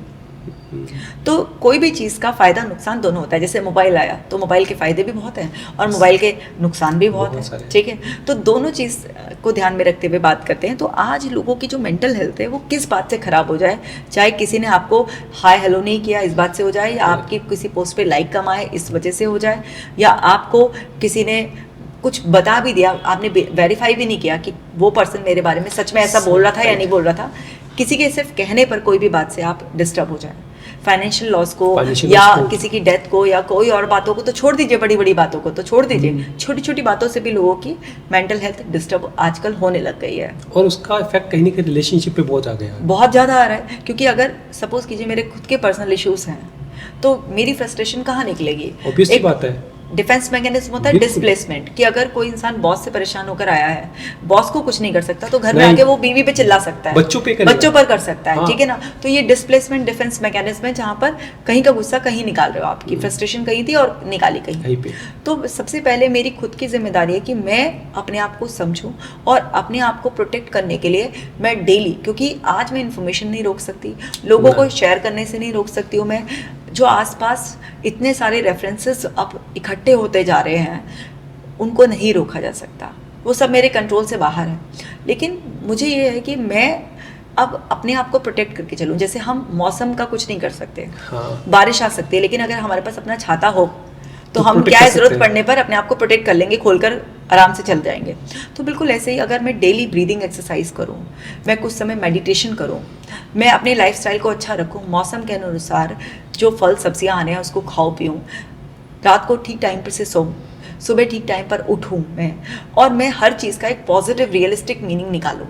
भले ही वो चीज़ नेगेटिव हुई हो लेकिन मैं उसका एक पॉजिटिव मीनिंग निकालूं। कुछ भी हो, जैसे मेरा हस्बैंड मान लीजिए बिजी रहता है फॉर एग्जांपल, और वो मुझे 2 घंटे नहीं दे पा रहा, वो मुझे 10 मिनट देता है या मुझे दिन में एक बार फ़ोन कर लेता है, मैं इसी चीज़ के लिए ग्रैटिट्यूड फील करना स्टार्ट कर दूँ। तो ग्रैटिट्यूड से क्या होगा, एक तो मुझे कोई चीज़ की कमी नहीं लगेगी, और दूसरी बात यह है कि ग्रैटिट्यूड से वो चीज़ बढ़ती है। जब आप अपने पार्टनर के लिए ग्रेटफुल होंगे कि तुम इतने ज़्यादा बिजी हो फिर भी यार कमाल हो, तुम फ़ोन करके टाइम निकाल ही लेते हो मुझसे बात करने का, अब उसका मन करेगा ना आपसे और बात करने का। वो 2 मिनट बात करता होगा तो 5 या 10 मिनट बात करने लगेगा, क्योंकि यूनिवर्स में आप वो डिलीवर करेंगे। एग्जैक्टली, तो वो भी तो उसी का पार्ट है ना। तो उसको जब आप ग्रैटिट्यूड पे करोगे तो वहाँ से क्या होगा, आपकी रिलेशनशिप में ज़्यादा टाइम आना शुरू हो जाएगा।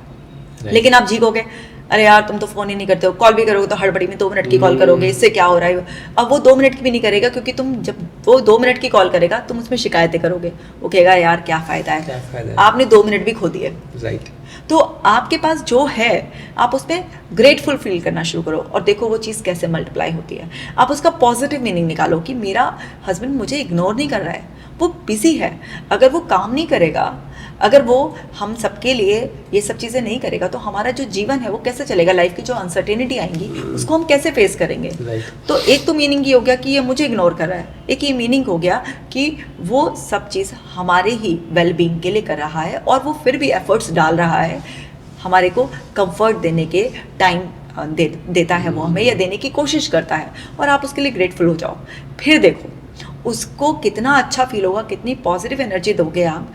एक तो आपका भी दिमाग शांत रहेगा, क्योंकि आप नेगेटिव मीनिंग निकालोगे तो आप भी स्ट्रेस में आ गए, आप झल्लाओगे, चिल्लाओगे, फ्रस्ट्रेट हो गए, और आप उसके प्रति ग्रेटफुल नहीं हो तो वो क्यों देगा फिर। एक बात बताओ, अगर कोई भी किसी पर्सन को कोई गिफ्ट दे और वो थैंक यू भी ना दे उसको, वो नेक्स्ट टाइम देगा क्या? नहीं देगा। एक्नॉलेज तो एटलीस्ट करे ना, मतलब कि मुझे मतलब खुद ही कहेगा कि यार थैंक यू भी नहीं बोला, बताओ गिफ्ट के लिए। एग्जैक्टली। तो पॉजिटिव मीनिंग निकालिए, ग्रेटफुल हुइए, और अपने आप को स्ट्रेस फ्री रखने के लिए अपने लाइफस्टाइल पर बहुत अच्छा काम कीजिए और अंडरस्टैंड कीजिए कि अगर ये मुझे फील हो रहा है तो मैं क्या सोच रहा हूँ या सोच रही हूँ, कैसा ये जो मेरे को फीलिंग आ रही है इसके पीछे मेरा थॉट प्रोसेस क्या है, या मैंने क्या असम्पशंस कर रखी हैं, और मेरा बिहेवियर या सामने वाले के बिहेवियर का मैंने क्या मतलब निकाला, मैं माइंड रीडिंग तो नहीं कर रहा, क्योंकि लोग ना रिलेशनशिप में Yes, बड़ी माइंड mind रीडिंग reading करते ये हैं और बात। माइंड रीडिंग एक्सपेक्ट भी करते हैं बिना कुछ कहे ना, तुमने समझा ही नहीं मुझे क्या मुझे चाहिए जाना था, ही चाहिए।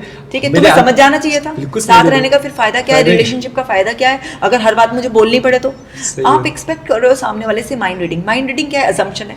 अब उसने कुछ और अज्यूम कर लिया, तुमने कुछ और सोचा हुआ कुछ था। सोचा था। अरे भाई, इस कंफ्यूजन को क्यों क्रिएट करना, इफेक्टिवली कम्युनिकेशन रखिए ना। बोल दो ना, आपस में बोल दो। तुम हस्बैंड वाइफ हो या गर्लफ्रेंड बॉयफ्रेंड हो, तुम कोई अजनबी थोड़े ना हो। Right. हेजिटेट क्यों कर रहे हो, बिल्कुल। खुलकर अपनी बात को सही तरीके से एक्सप्रेस कर दो, Right. टोन पोलाइट रखो, वर्ड्स अच्छे चूज करो, अपने यहाँ कह दो ना, तो माइंड रीड करो और ना माइंड रीड करना एक्सपेक्ट करो, क्योंकि इससे तो आप रिलेशनशिप का सत्यानाश कर लोगे। Right. तो मेंटल हेल्थ किसी भी वजह से आपकी खराब आप कर सकते हो, यूजलेस बातों पर भी। बिल्कुल कर सकते ठीक है, आपका हस्बैंड का फोन ही बिजी आ रहा है या वाइफ का फोन बिजी आ रहा है, आप इसका मीनिंग ये भी निकाल सकते हो, है ना, कि वो कहीं और एंगेज है, engage होगा, या सही आप बात। इसका मीनिंग ये भी निकाल सकते हो कि अच्छा ठीक है, किसी से बात करी होगी, अभी फ्री होके कॉल कर लेगी, Official ठीक है किसी ना। बात है। तो आपके ऊपर है कि आप क्या मीनिंग निकालते हो, क्योंकि सारी जो हमारी सफरिंग है ना, वो हमारे मीनिंग निकालने से होती बिल्कुल। है। आप एक बिल्कुल खराब से खराब इंसान के साथ भी अगर आप रहोगे और पॉजिटिव मीनिंग निकालोगे, तो सिचुएशन आप नहीं ठीक कर पाओगे, लोग को ठीक नहीं कर पाओगे, लेकिन आप अपने आप को प्रोटेक्ट कर पाओगे। बिल्कुल तो पॉजिटिव मीनिंग निकालो, जो भी आपके इमोशंस हैं उनको एक्सेप्ट करो, रिजेक्ट मत करो, इमोशन से फाइट मत करो, और चूज करो कि मुझे इस इमोशन को रिलीज करना है और मुझे फ्री होने के लिए क्या करना है, सॉल्यूशंस पर फोकस करो। तो मुझे लगता है कि सबकी मेंटल हेल्थ अच्छी रहेगी। और पार्टनर से खुलकर बात करो, वो आपका पार्टनर है ना, कहते हैं ना अर्धांगिनी आधा हिस्सा, अर्धनारीश्वर की बात करते हैं हम। Yes. तो वो आप ही का पार्ट बन गया और आपने खुद चूज किया है उसे।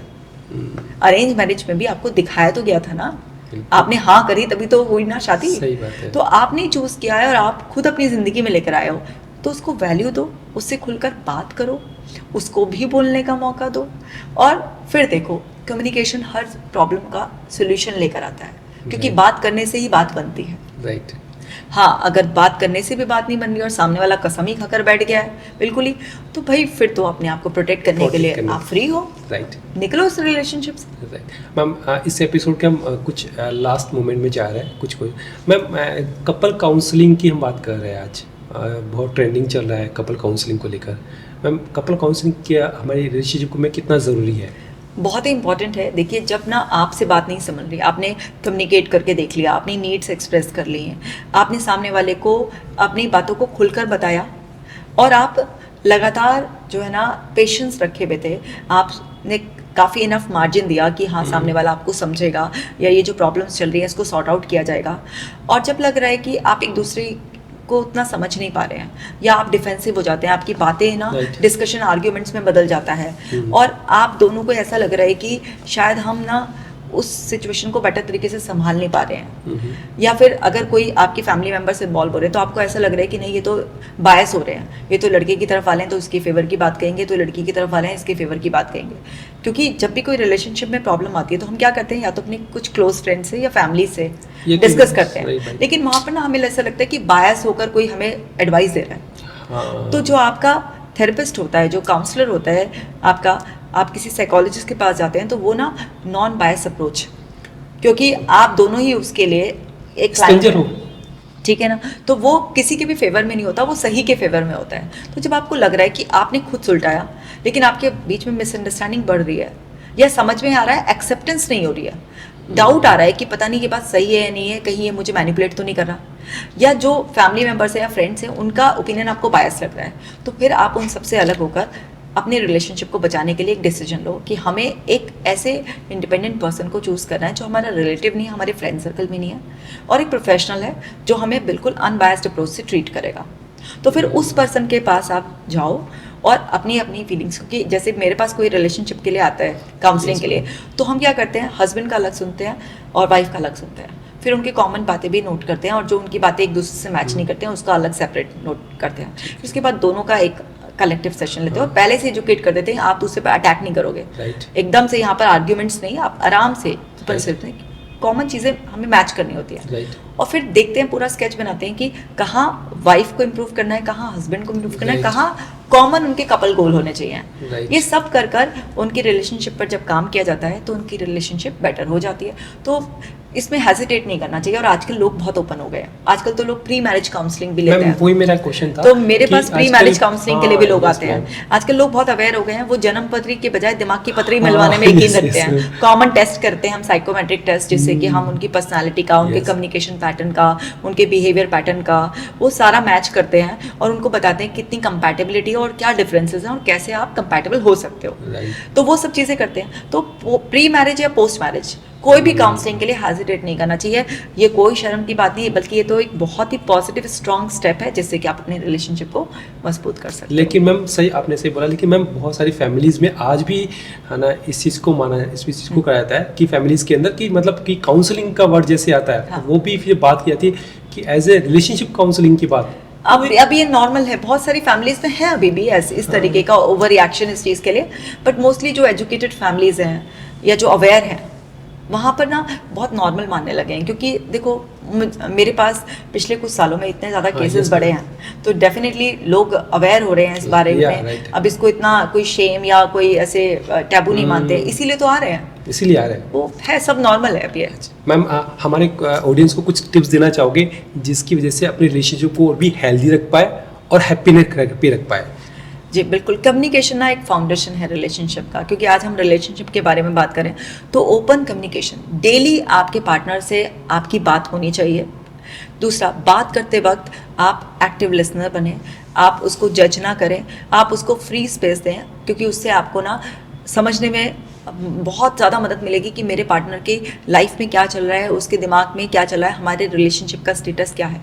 अगर आप डेली अपने पार्टनर से कम्युनिकेट करते रहते हैं और उसकी नीड्स को, क्योंकि हम सबकी नीड्स होती है ना कुछ, तो किसी की ऐसी नीड होती है कि वो मुझे टाइम दे, किसी को यह है कि उसकी नीड उसके पेट से होकर गुजरती है अच्छे खाने की हाँ, नीड। बिल्कुल। तो उसकी जो भी नीड्स होती है, अगर वो बहुत ग्रोथ ओरिएंटेड है तो वो चाहता है कि मेरी वाइफ या मेरा हस्बैंड कोई भी है वो मुझे सपोर्ट करे उसमें, मेरे को ग्रो करने में। राइट। तो उसमें आप अगर फैमिली की रिस्पॉन्सिबिलिटीज शेयर कर लेते हैं तो जो भी आपके पार्टनर की नीड है तो उसकी नीड समझकर आप उसकी नीड्स को पूरा करें, फिर देखें आपकी रिलेशनशिप बहुत ही ज़्यादा स्ट्रांग होगी। अब इसका मतलब ये नहीं कह रही हूँ मैं कि उसी की नीड को पूरी करते रहना है, खुद को निगलेक्ट करना है, बट सपोर्ट तो करें ना, तभी तो रिलेशनशिप बहुत अच्छी होगी। Right. तो कम्युनिकेशन पे मैं हमेशा बहुत जोर देती हूँ कि कम्युनिकेट अगर आप करते रहेंगे तो बहुत अच्छा रहेगा। Right. और एक दूसरे को क्वालिटी टाइम देना है, एक दूसरे की लव लैंग्वेजेस आपको समझनी है, Right. और एक दूसरे के साथ एक टाइम का खाना ज़रूर आपको खाना है। राइट। उससे बॉन्डिंग बहुत स्ट्रांग होती है।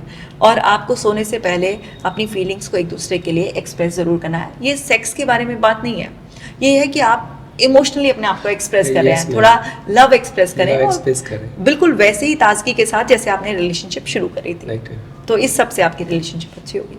Thank you so much ma'am, आप इस पॉडकास्ट में और हमारी ऑडियंस को बहुत सारे आज ऐसे इंसाइट मिले होंगे अपने रिलेशनशिप को बेटर करने के लिए, क्योंकि कहीं ना कहीं पे मैम एज ए साइकोलॉजिस्ट आप वर्क कर रहे हो, लेकिन कहीं ना कहीं पे आप रिलेशनशिप को लेकर जो लोगों को आज बहुत सारे मिथ है ना, उनको बहुत सारा सॉल्यूशन मिल रहा है इस चीज़ को लेकर। So once again ma'am thank you so much, जो आज आपने बहुत सारी चीज़ें बताई एक रिलेशनशिप को लेकर, जो हम अपने रिलेशनशिप को और भी बेटर कर सकते हैं। थैंक यू सो मच, मुझे भी बहुत अच्छा लगा। So thank you so much दोस्तों इस पॉडकास्ट को एंड तक देखने के लिए।